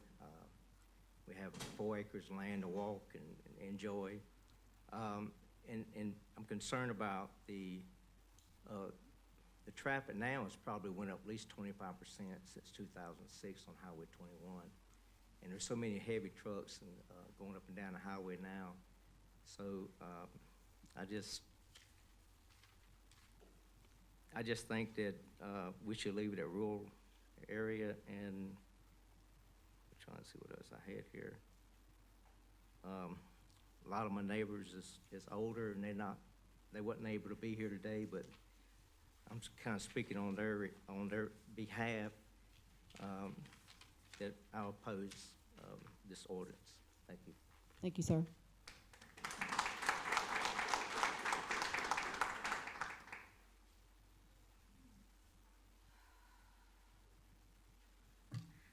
Hi, y'all are getting to know my face pretty well. My name is Christy Taylor. I'm at 975 McAfee Court. I missed the part for approval of. You guys know that we need to have this amendment done for the McAfee Court amended map. As it sits right now, I know from hearing what is allowed RUD for that property, it was zoned basically for where it sits at this point, 140 houses or 140 lots with the septic and the well that is there. If right at this time, we actually have 65 lots that are on there. That means another 75 could be added. And if Mr. Richard, he is the possible new owner for this property. He is not the owner of this property. Ms. Rachel Holler is the property owner. And at this point, because the sale is under contract, she has, and the violations, everything else, she has literally taken her hands off of this property. There will be no other improvements. Trying to talk to her about anything, to do anything, it's coming to a dead end.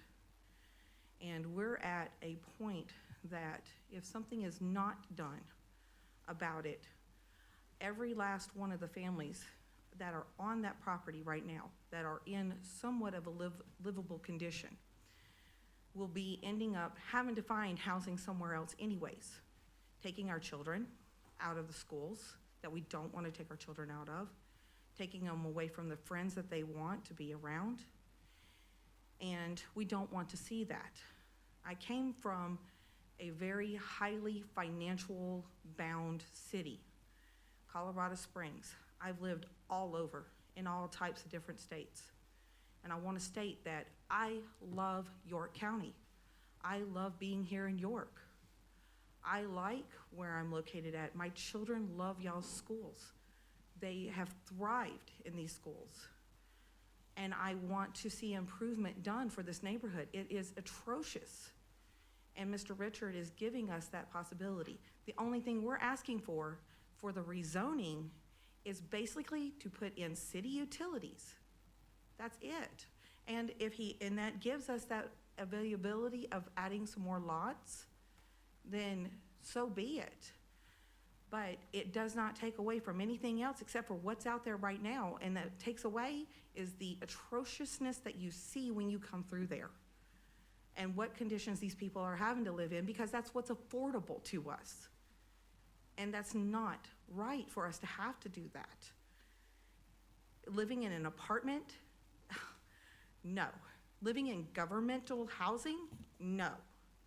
I would rather take my children and put them in a tent and live in the state park than to have them in governmental housing ever again.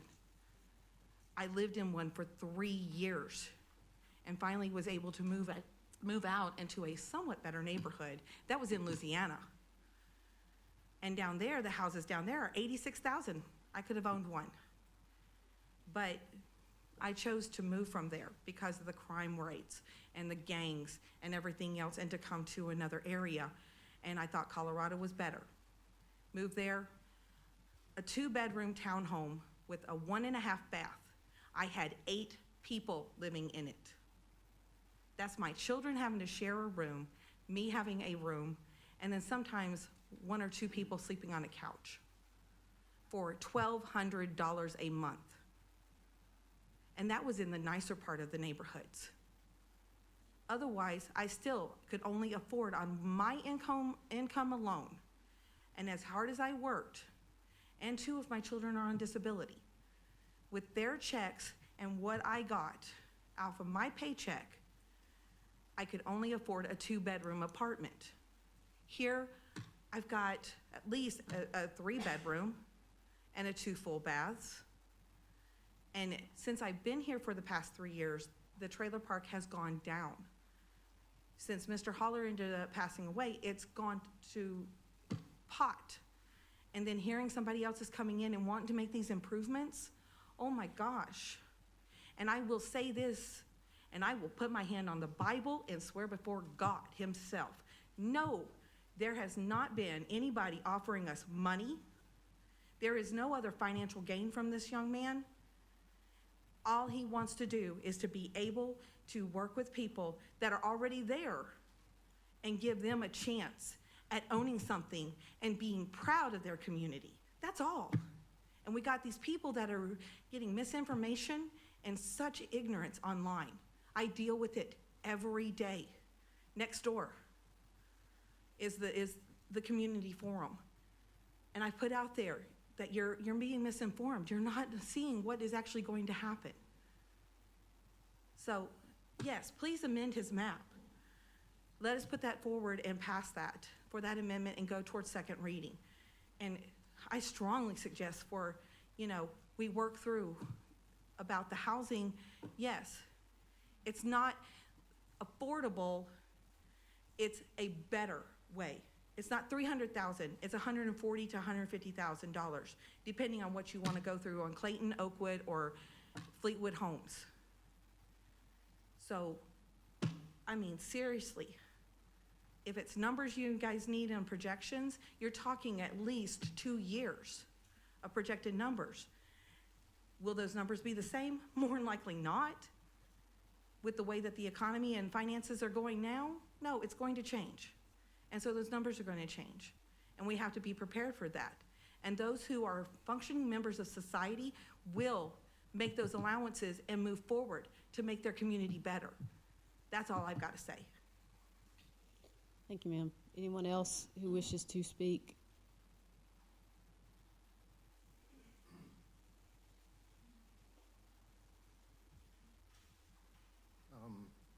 My name is Randy McFarland. I live at 1801 Riva Ridge Court in York. I guess it's about affordable housing subject. The lady that just spoke last, she was talking specifically about McAfee Court extension. That's right?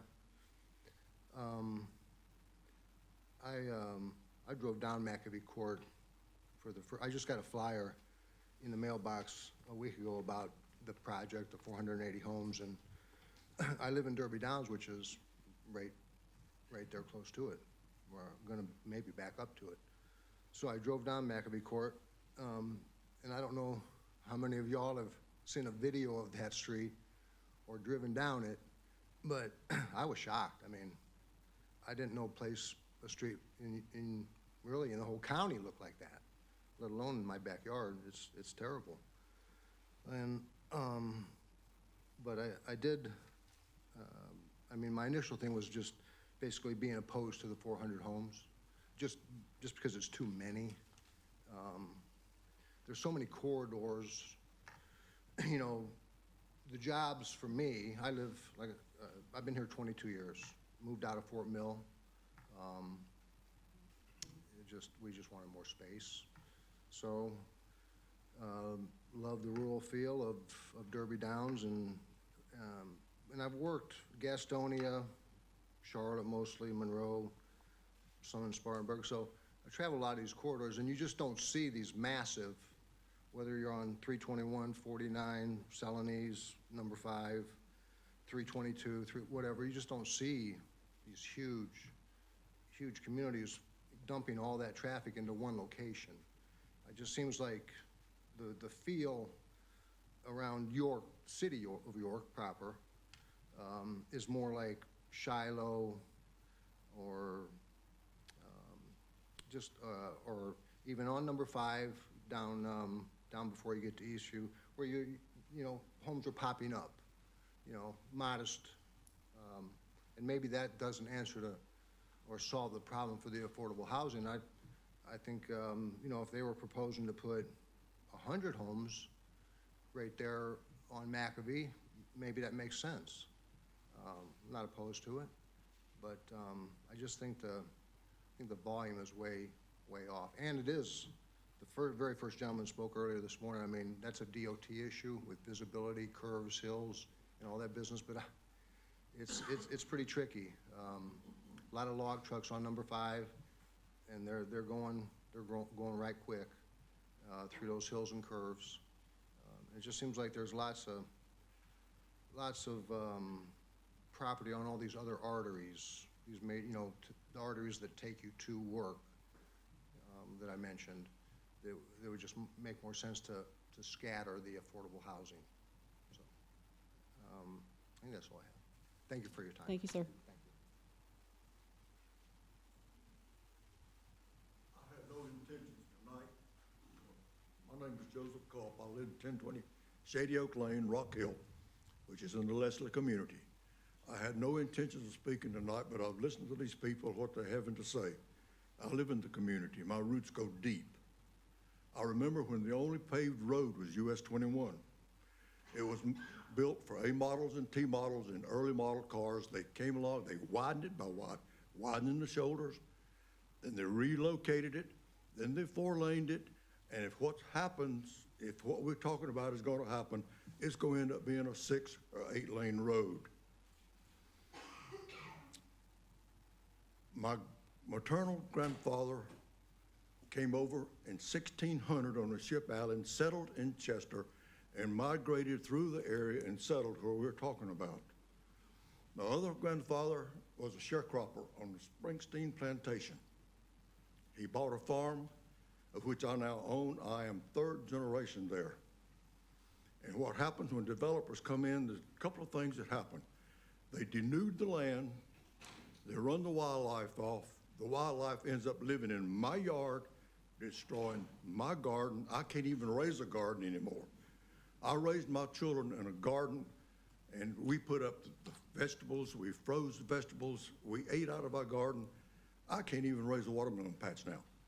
Peanuts, with a leaf no bigger than the end of your thumb, they'll come and eat those little leaves off the peanut and leave the plant. You can't have a garden for the deer. The other thing that's going to happen is the watershed is going to be contaminated. Experience 2 times. A city comes in and builds a bunch of buildings over on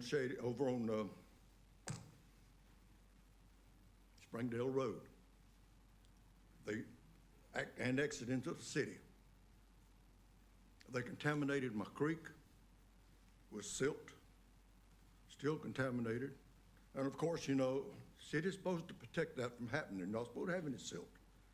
Not supposed to have a contamination. They're supposed to have silt screens. But who manages that? Nobody.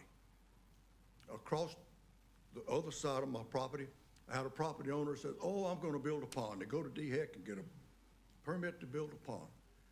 The pond that they're going to build ends up being a gravel pit. Pond was never built. My well is over 300 feet deep.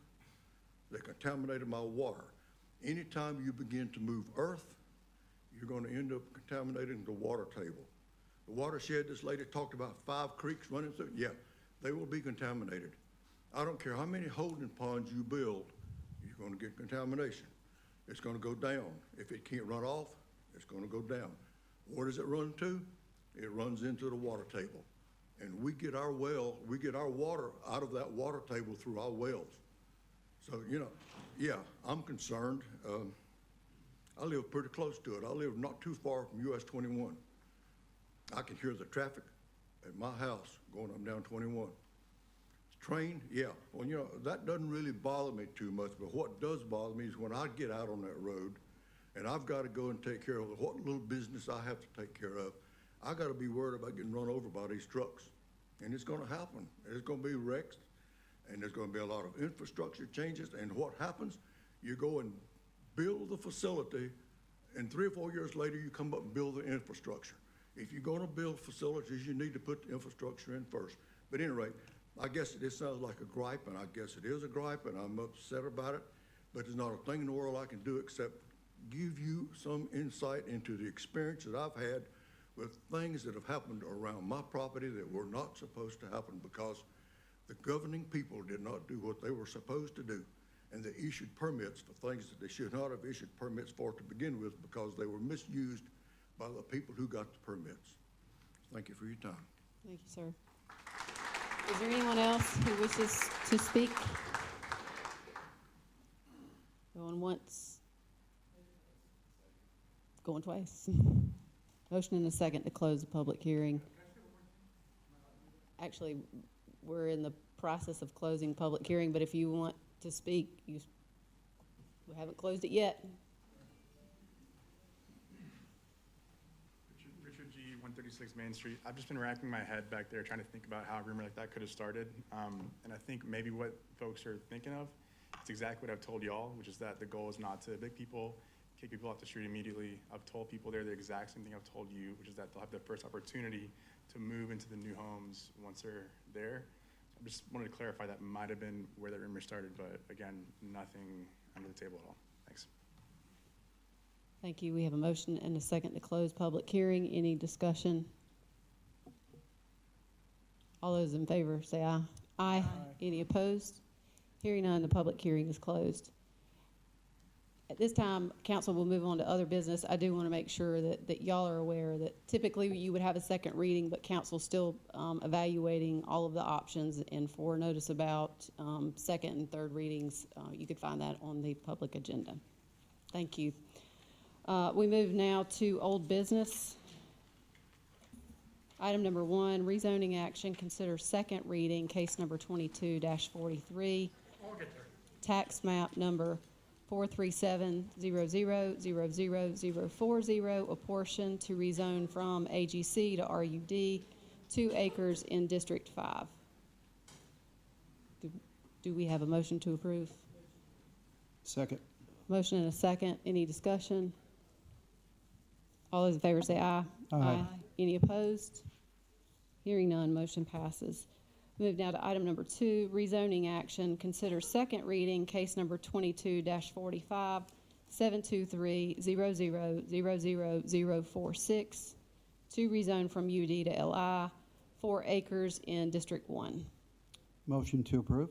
Second. Motion and a second. Any discussion? All those in favor say aye. Aye. Any opposed? Hearing none, motion passes. Item number 3, rezoning action. Consider second reading, case number 22-46, tax map number 504-00000048, to rezone from RMX 20 to RUD 1, 33.78 acres in District 4. Move to approve. Second. Motion and a second. Any discussion? All those in favor say aye. Aye. Any opposed? Hearing none, motion carries. We move now to new business. Council to consider first reading of an ordinance to amend Chapter 155 zoning code to allow schools as permitted use in the OI district, to provide for a public hearing, and to provide for other matters relating thereto. Motion to approve. Do we have a second? Second. Motion and a second. Any discussion?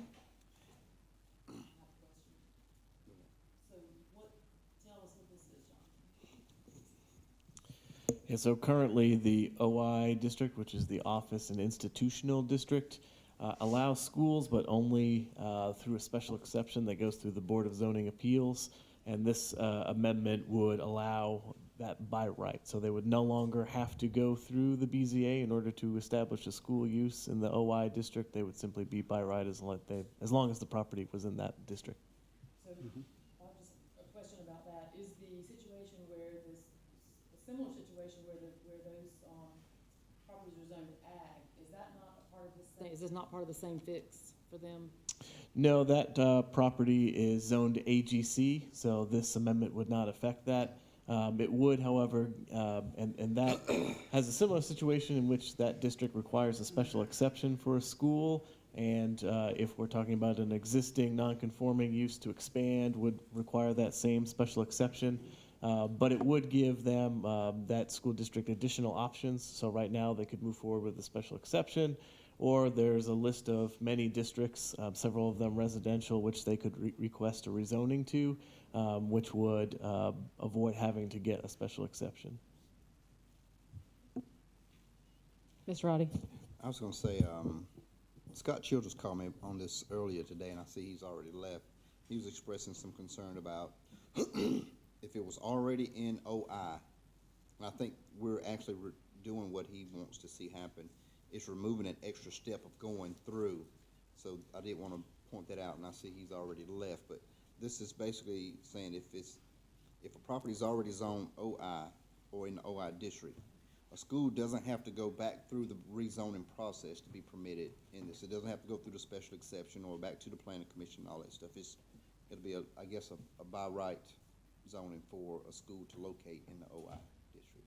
So support it. I think what I would like to say and to council is that I know that several of us were approached about schools now that were allowed to be constructed before recode now are now not allowed by virtue of recode. And so I think the question that Ms. Love was asking is we have two different issues that have been brought to our attention. Bethany School, which has already been a school for years and years, they wanted to do an expand, and they couldn't do it with their current zoning. They basically had to go through more steps. Now, it sounds to me like from management's position when we reached out to David that the fastest way for them to correct that is going to be to move ahead because of the public hearing requirement. But I think the issue was simply how do we, and I know Ms. Love reached out, I thought she was in support of moving that to the Planning and Zoning Committee to at least look at this, see is there anything else? Are there other schools that are impacted? I was under the impression that we were trying to at least look at that one plus the issue with the other schools that are there, but that was the intent of this, is simply to push it to our Planning and Zoning Committee for them to look at and to see, is there a pervasive issue? David, I'm not sure, have you had a chance to look and see if there are a number of parcels that are impacted by this? We know the two that you've mentioned, and we're studying now to see how many more there might be impacted by the recode. Did y'all? You don't know. I think that was simply the effort here, is to look and see if there's an issue and to allow our committee to take a look at that and see if it's something that needs to be fixed. Excuse me, if we have an existing school already on the property, is there not a way that we can grandfather those existing schools on their property if they ever decided to expand or add any kind of addition to? It doesn't really make sense to send an existing school who's already on the property, who wants to add on to a building or build a new building on their property, to go back through. Can we just not put some language in there that existing schools are grandfathered? Would that make any? If the question is, could you do that, you may be able to do that. I think as with all non-conforming uses, the reason they have to go back for another approval is you're not allowed to expand a non-conforming use, and those schools are considered non-conforming because they don't have the special exception approval. Now, are there any schools out there that we changed the land use and made them non-conforming because we have some older schools who are already in existence? And now when zoning actually comes into play back in the 80s or whatever, did we make them non-conforming, or did we allow them to build a school in a non-conforming capacity? And now we're telling them, since you're in a non-conforming capacity, if you ever want to expand, you have to go back through this process when the school's already there. There are some, I mean, those are on a by case basis because they're all in different zoning districts. I mean, the two that we're talking about, Jonathan, do you happen to know, were they part of a recode change, or were they? No, so the Bethany School that's in the AGC district, that was a change that was done to the code prior to recode. So previously they were allowed by right, but that changed to require a special exception for that use in an ordinance prior to recode. The other issue is potential Fort Mill schools, additional schools, and prior to recode, those schools, that site would have been allowed to have schools on it as a light industrial property, but as part of recode, schools as a by right use was taken out of industrial districts. And that was part of the recode effort to reduce the conflicting land uses in certain districts. So those are the two cases that we're talking about tonight. I'd like to amend the motion. Yeah. Who made the motion? I can't remember. Yeah, I made a motion real quick, but I just got one thing to comment here first. All right, well, she beat you to the punch with the amendment. Let's go ahead and at least entertain that. Ms. Love? So I'd like to amend the motion to allow schools as a permitted use in the OI and AGC districts. And this is first reading, so we've got some time maybe to take for that also to go to a zoning committee meeting and discuss further, but I'd like to get this first reading under our belt. Do we have a second to the amendment? I'll second it for discussion. Okay. So right now, what council is debating is the amendment to the motion. So you're basically just adding AGC to what we already have.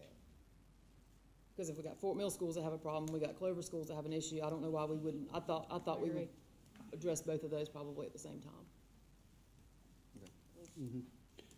You seconded yeah, the first I did. motion? Are y'all okay with the amendment so that we can I am. move past that? All right, so now we're debating the motion to at least take a look at this issue, both of them together. All right.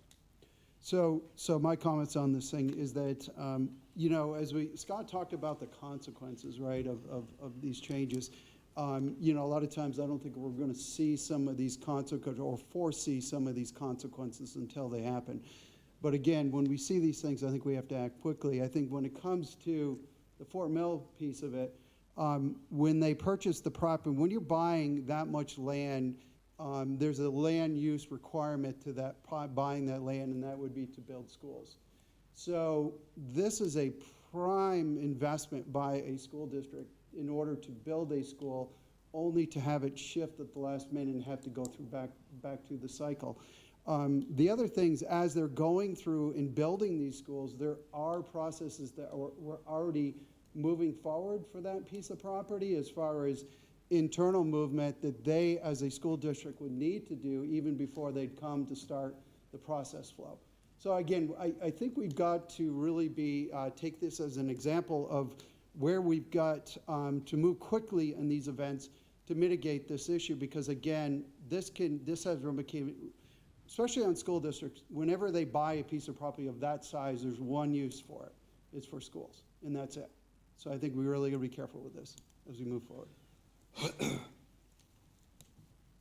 we have any other discussion? And I will say that the intent of this is to, if assuming that this passes first reading, to move it to the Planning and Zoning Committee to unpack this and to take a look at that. Any other discussion on this item? All those in favor say aye. Aye. Any opposed? Hearing none, motion passes, and the matter will be referred to the Planning and Zoning Committee headed by Ms. Cloninger. Item number 2, council to consider first reading by title only of an ordinance to amend section 155.1327, technical studies of the York County Code of Ordinances, so as to expand the applicability of the technical reports and studies, to enhance the scope of the technical reports and studies, to provide for the implementation of the conclusions and or recommendations of the technical reports and studies, and to provide for other matters related thereto. Do we have a motion? What's it mean? What's it about? So this motion is something that carried over from the Planning and Zoning Committee prior to us getting here. This is the issue of taking a look at the reports on the plan. Ms. Love, do you remember this when we were in the agenda meeting? So basically, this is something that's a carryover from last year that has to do with the discovery that our TIAs only look at capacity. So basically, if you're sitting in traffic and they do not measure, is there an impact to the structure of the road? Is there an issue with being able to maneuver in and out? I think, okay, she got it now. It So I just doesn't think, say Yeah, it didn't mention TIA anywhere. This is like the most generic post, but I'll make a motion to approve. Second. we have a motion and a second. And just for purposes of other council to understand what this is, this is, again, an opportunity for our zoning committee to carry on with the discussion that happened right before we had a switch over on council. And I know that Mr. Roddy and Ms. Love debated this. There was a question they didn't want to get out ahead of something and it impact something that was currently on the rezoning. So there was a concern with that. So we finished that rezoning to alleviate any concern there. And now the next step is, do we need to make this change going forward? Do we need to give county staff and council the ability to look at a TIA and maybe put any additional requirements of a study or changes? This is not a TIA component. It's subsequent to the TIA. It's an evaluation of the rezoning. I'm sorry, I'm using the wrong terminology. It has a series of applications for which council, planning commission, and other entities can order these additional studies in case there's a rezoning or other special exception coming forward. to include analyzation of the roads where the TIA confusion might be coming. So the condition of the roadways is going to be a component of that proposed ordinance. To allow for that, and I think it was also, there was something that was lost in recode that we're trying to pick back up through this. Ms. Cloninger, we're excited that you'll take a look at these issues. Yes. Is there any other discussion or questions from council? I'll just say, I know when this came up, we were right in the middle of approving a project, and yeah, I didn't want this to kind of come up in the 11th hour to be attached to the existing project we were considering. But I do have some reservations, but this was given to me as taking the TIA per se to another level in the event that council or staff wanted to exercise that additional option to have some sort of a study, road study done. But my reservation is solely on the concept of there are a ton of roads in this county that are failing right now. And if we start saying that a road has to have a passing grade for us to approve a project to go on any intersection, on any piece of property, we're gonna be just sitting here with our wheels spinning, because we all know we got a lot of failing roads and there's nothing we can do about it, except hopefully pennies for progress comes along and improve that grade. But if we went out and some years ago, I think we had a report that showed how many failing roads that we had in York County, and it's a ton of them. And so I hope this is not gonna hinder any possible projects. And I know that we can always ask for new business to do some traffic mitigation or road improvements like acceleration lanes or decel lanes. So I just want to be cautious and cognizant of the fact that if it gets down to whether a road or an intersection is passing or failing as a determination of whether we approve a rezoning or approve a project coming through, I just don't want this to have that ultimate say if it's going to fall back just on a pass or fail of a road. But I'll support it. Ms. Rodette? Yeah, so understand your concerns there.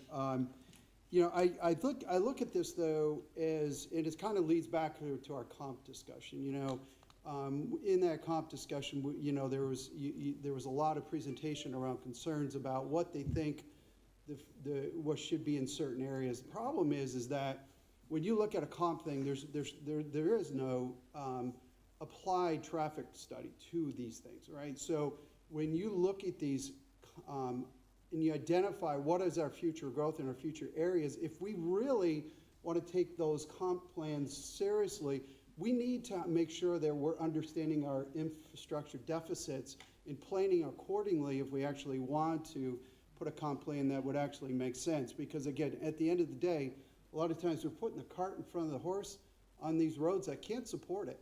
And the problem is that it becomes a safety issue for the public, and we become, we're literally going down the road that we can't support it from an infrastructure facility. So I think there's a lot of value in this discussion here and how we apply it from a roads perspective. Any other discussion? Ms. I Cloninger? would just say that when we, on planning, when we looked at traffic impact studies, it was very valuable to us. It was very critical in some of the projects that we looked at, and it was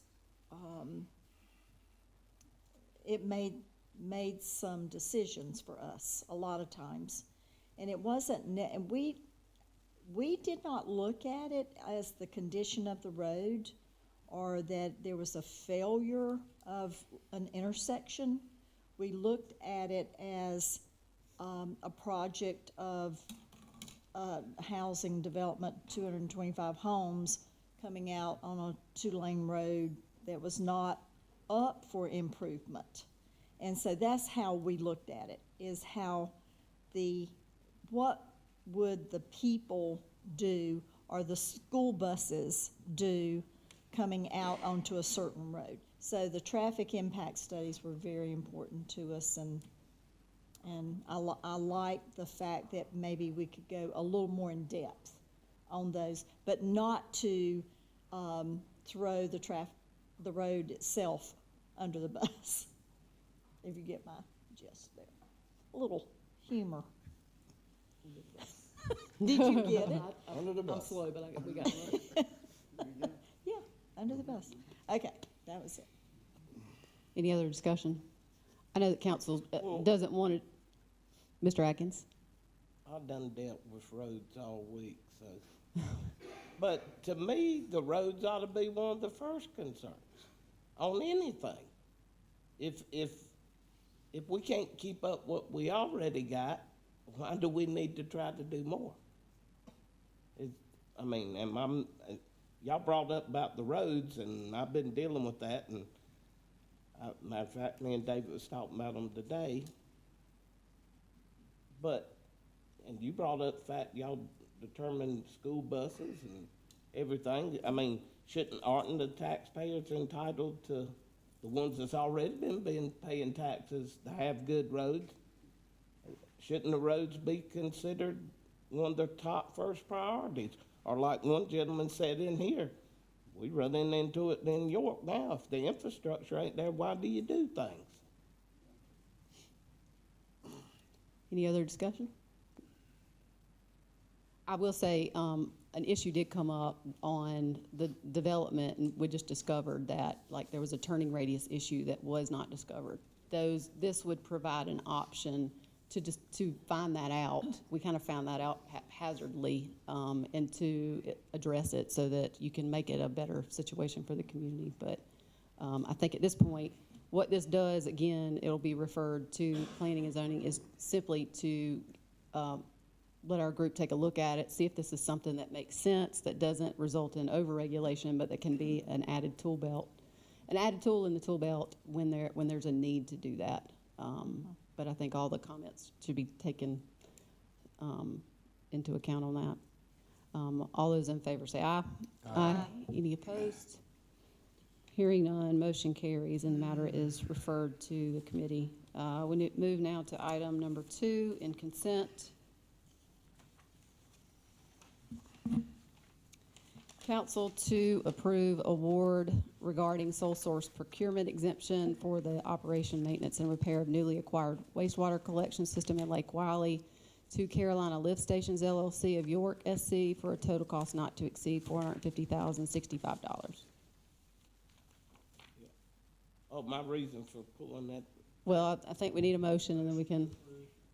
Second. Motion and a second. My main thing is all taxpayers in the county will not be paying for this. This will mainly be the ones in Lake Wiley, River Hills, that area. This is a maintenance item that will become all utility customers that will come out of the So the utility enterprise. itself paid for it. Utility customers throughout York County pay for this.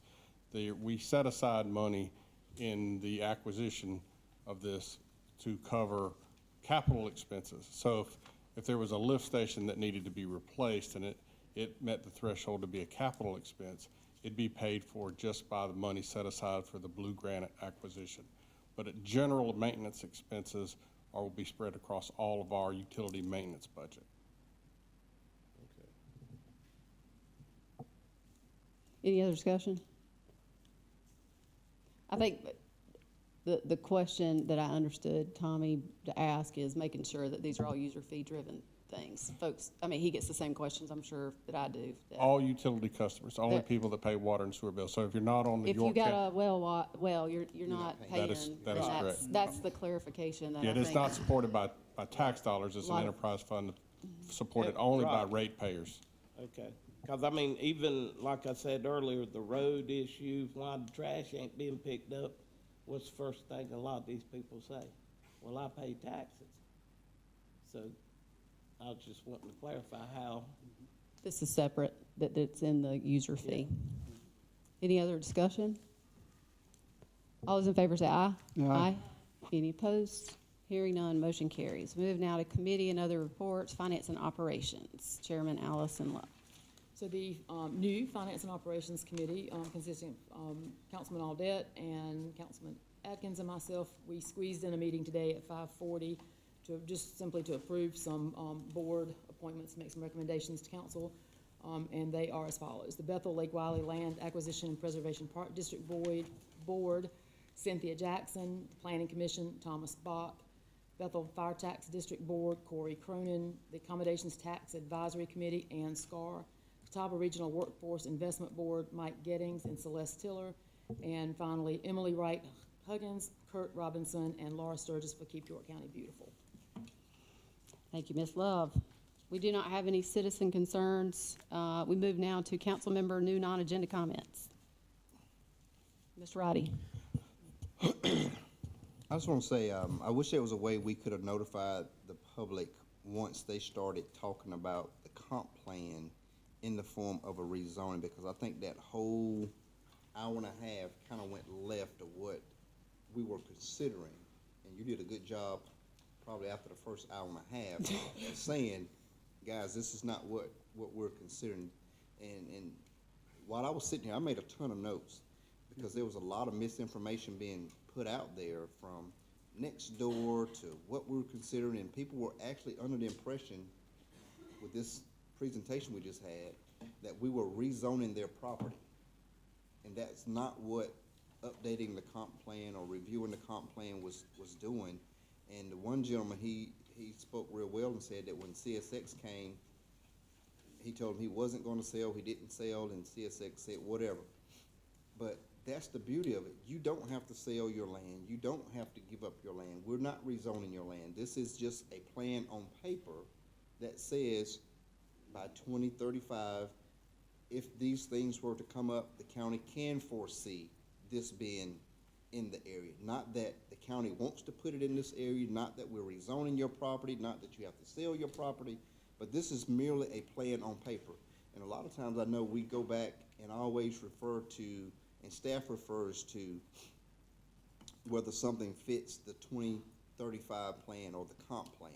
It's still just something on paper that community members have gotten together and brainstormed, and they don't always get it right, because you got to realize we're projecting so far out. We don't know what's going to hit that area, what's going to be a good fit. And it's still, this council still doesn't give up the right to do what's on that paper.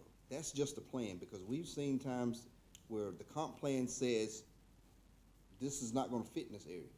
But we've allowed it to go in that area because we see that area change based on what's there and around it. I say it time and time again, the comp plan, it is not the Bible, it is not the gospel, it is not scripture. It's just a tool that we use to guide the seven of us and the staff of what can come, what may come. But I just think that whole hour and a half, almost 2 hour long thing kind of really went left, and we should have kind of had that break into action to let people know this is not rezoning your property. You do not have to sell your property. A private company or private business cannot come in and use eminent domain to take your property. The biggest fear that everybody out there had tonight was that something coming into their community that they didn't agree with. And they thought we were about to do something with CSX and New Indy. That's not even mentioned in this report that we got, this comprehensive plan. There's no way, and I was going to say if we had a chance to speak while they were talking, that CSX has not contacted me. If they've contacted anybody else on council or staff, maybe they have, maybe they haven't. But this is not, and it wasn't driven by CSX. It wasn't driven by New Indy. This was just updating what's a plan. So I think we need to be able to recognize that when the community's kind of going left or going down the wrong path, that you, Madam Chairperson, could stop and say, hey, that's not what we're considering. Here's what we're doing. And it wouldn't have stopped the people from coming up to say what they were going to say, but maybe someone would have heard that and said, well, you know, I don't know enough about what they have going on. Let me look into it a little more before I get up here and speak to something that council is not doing. But granted, these people drove all the way over from the far left side of the, well, right side of the county, depending on which way you're looking, to come here, and they were gonna say what they had to say, and they turned out in droves, but I think they were misled to come here because they thought we were rezoning property and changing the dynamics of their community, and that's not what we were doing tonight. Mr. Audette? Yes. First of all, Bump, thank you. That was some of the comments I was going to make. I want to thank that everybody for had come tonight, because again, as we go through these steps and we look at these comp plans, again, there's no final word done until we up here make an approval on that comp. And there was a reason why tonight there wasn't a second reading too, and that was based on what we have seen in there that we don't like at this point. Okay, there is a lot of work to be done on this thing, and what was talked about tonight was very important, and what was expressed, because in a rural area you can't bring back land. Okay, once it's gone, once it's been plowed over and industrialized, or however you want to look at it, you can't bring it back. So as we move forward into this, I think it's important that we talk about the long-term impact of these, of any type of industrial impact to an area such as this.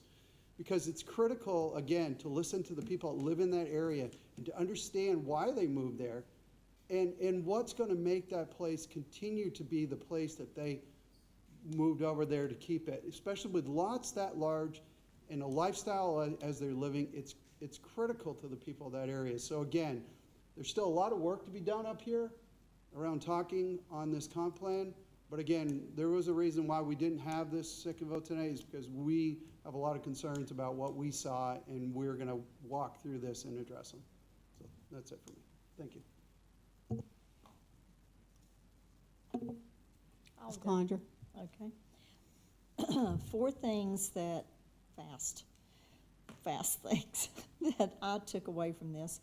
One is I want to assure those folks that I know I take my responsibility serious, and I know each one of you guys take your responsibility seriously, and that's why I love what I do and what I'm doing. And the second point is that I do want to assure them, and I just kind of wanted to like say it. I know it would have been out of turn. We are not going to rush this, and I think that came out of the workshop the other night. We're going to do anything but rush this. And the other thing that concerns me, and that we've got to get a fix for this, is in the future to properly notify people. And I know that, you know, I think you put on Facebook or whatever, maybe, I don't know, maybe we need to print up some signs or something and put out in community. We need to get, like this group that came tonight, we had a situation in our community that I would have given anything for the number of people to come out and be responsive like these people did. This was awesome. I mean, it was long, but it was awesome. And I hope that it showed all of us, employees and us staff, everybody, what can happen when a community pulls together. And finally, what now is going to be first and foremost in my thoughts when I meet for planning in the future, where's the benefit for the community? Where's the beef? I'm very simple. They were rural people, and rural people are rural people because they want to live in rural country outside. And, I mean, there ain't no other way. If other lifestyles and whatnot have their so-called right, that doesn't mean we all do, and they're seriously worried about their land, and I know exactly how they feel. I'll just say I look forward to knowing more than I know now, because I feel like I am in the dark. I will say it sounds like we're commenting on this comp plan. I do think, I wasn't even aware that we were having the public hearing on the 17th until, it was already, the movement was in motion, and I do think there needs to be some education to the community and for the folks out that way. I do think, though, that this was a 5-year update, and so when I would get calls, I would explain that to them, but I think the history of this situation is one of those things where there is a lack of trust, and to see folks out doing things on the property, and then to have a comp plan that's presented that kind of changes all that, raised eyebrows in the community, that they wanted to come and be heard at least. And I'm gonna do my part to communicate to the community and the folks that I serve how the process works and what a comp plan does and doesn't do. But I do think that we probably should have had more public input prior to this point, whether it's the advisory committee like you typically have on the 10-year comp plan. This was a pretty big update for a 5-year update, and so had we had a little bit more input and encouraged that input, I think there could have been a little bit more understanding with that.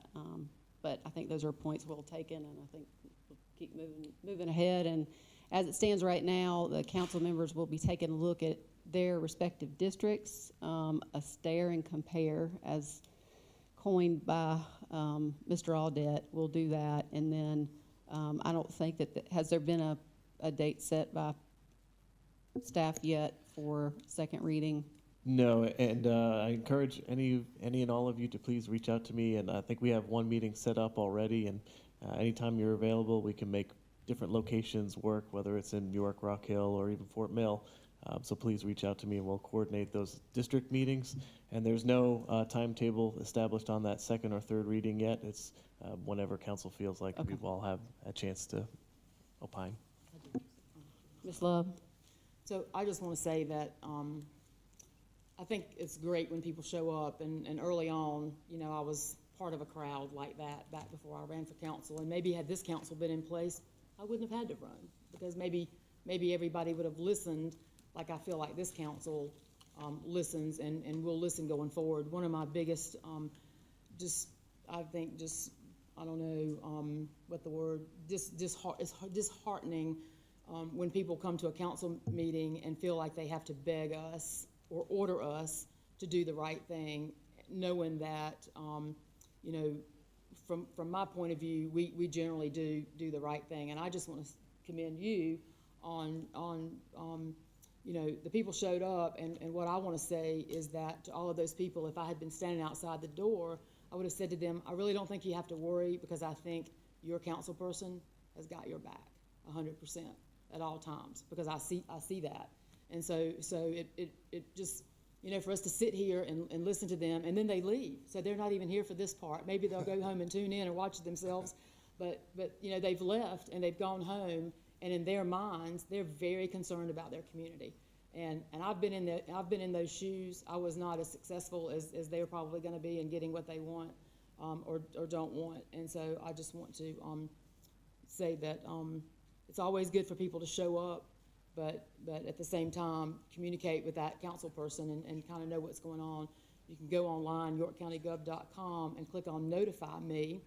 Put in the things that you're interested in knowing about. Some people tonight said they didn't know, they weren't aware of things. And this has actually been going on for quite some time, and there were a lot of public meetings held. And so, I've already, Jonathan and I've been texting a little bit, and we do want to be sure that some of those public meetings are maybe part of that Notify Me, whether they are now or not, but that's something that we would look at going forward. And the other thing that I want to tell you is that sometimes great things happen to those of us who sit up here and to the people that we represent. So I've got some people to thank tonight. And I'm not going to be Debbie and cry up here, but I'm going to tell you this. I'm not. I'm really not. She's not crying. But I want to read you the top of a letter that I got today, because it's very important, and a lot of time and effort has gone into being able to send this letter out from York County. And that is, not everybody's going to get it, but those of you on Blue Granite Water are going to get a copy of it in your bill. And this is the top paragraph only. On January 17th, 2023, York County acquired the water and sewer system franchise territory located in the Lake Wiley River Hills area of York County that was formerly, key word, formerly owned and operated by Blue Granite Water. So here are the people that I want to thank. I want to thank county management. I want to thank Michael Kendry and everybody in his office that has dealt with this. Planning and zoning probably had a little bit to do with this. Public Works, Mike Moore. Everybody, you'll be thanked. You going forward. You're still got to work going forward. Everybody that's on this council that has supported this, Councilman Guffey, Winkler, and Hamilton, they would love to have been here tonight, but they said to just plug them a little bit and they'd be all right. But I mean, really, it was a coming together of council that made this happen, because I could have sat here for many years and not gotten this done. So thank y'all very much. It's a huge check mark for me and the 4,500 constituents, residences that are on Blue Granite Water. So thank y'all very much. Nice. I think everybody made a comment. Did I miss anybody?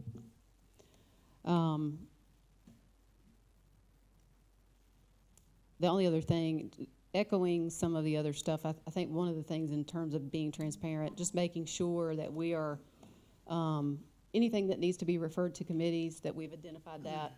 I know that, is there anything else that is going to be referred to committees? I think what I want to do, and I think as we establish kind of how we move forward, let's make sure that, you know, if there's going to be something that's coming up, so that none of the council is surprised about what's coming up. I know that Planning and Zoning's got a big meeting. They're taking over some recode things. I don't know if there's a list of items that you've already seen. If there's anything on that has been added, I think this will be the time for us to just let each council member know, so they know, hey, is that something I need to go listen to? I can't participate, but listen to. And I think there may be one. Mr. Brady.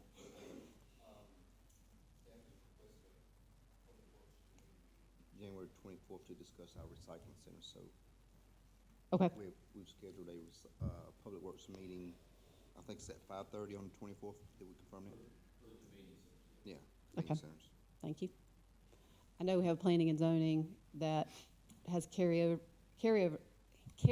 items, the 2 items that were on tonight. Do y'all know, is there anything else that needs to be added to that from staff that you're aware of? No, nothing new from staff. Okay. All right, good. We have no citizen concerns or here, executive session. Do we have a motion for executive session? Yeah, motion for executive session. We got 3 items to go over. Receipt of legal, advance litigation update, contractual matter, Pope Flynn engagement, and receipt of legal advice considering of settlement agreement for project US 21 SC 51, project number 1149-004, track number 71. Second. Motion and a second. Any discussion? All those in favor say aye. Aye. Any opposed? Hearing none, we will move into executive session and start at 9 o'clock.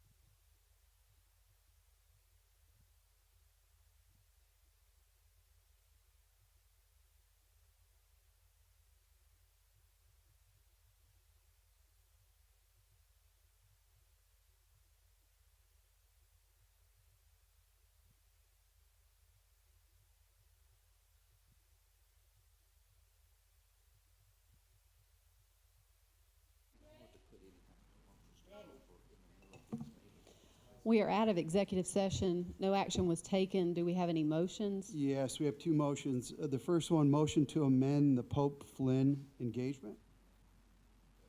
Motion and a second. Any discussion? All in favor say aye. Aye. Any opposed? Hearing none, motion carries. All right, motion to approve settlement agreement for project US 21/SC 51 project number 1149-004, track 71, as discussed in executive session. Motion and a second. Any discussion? All those in favor say aye. Aye. Any opposed? Hearing none, motion carries. Motion to adjourn? Motion to adjourn. All in favor say aye. Aye. We are adjourned.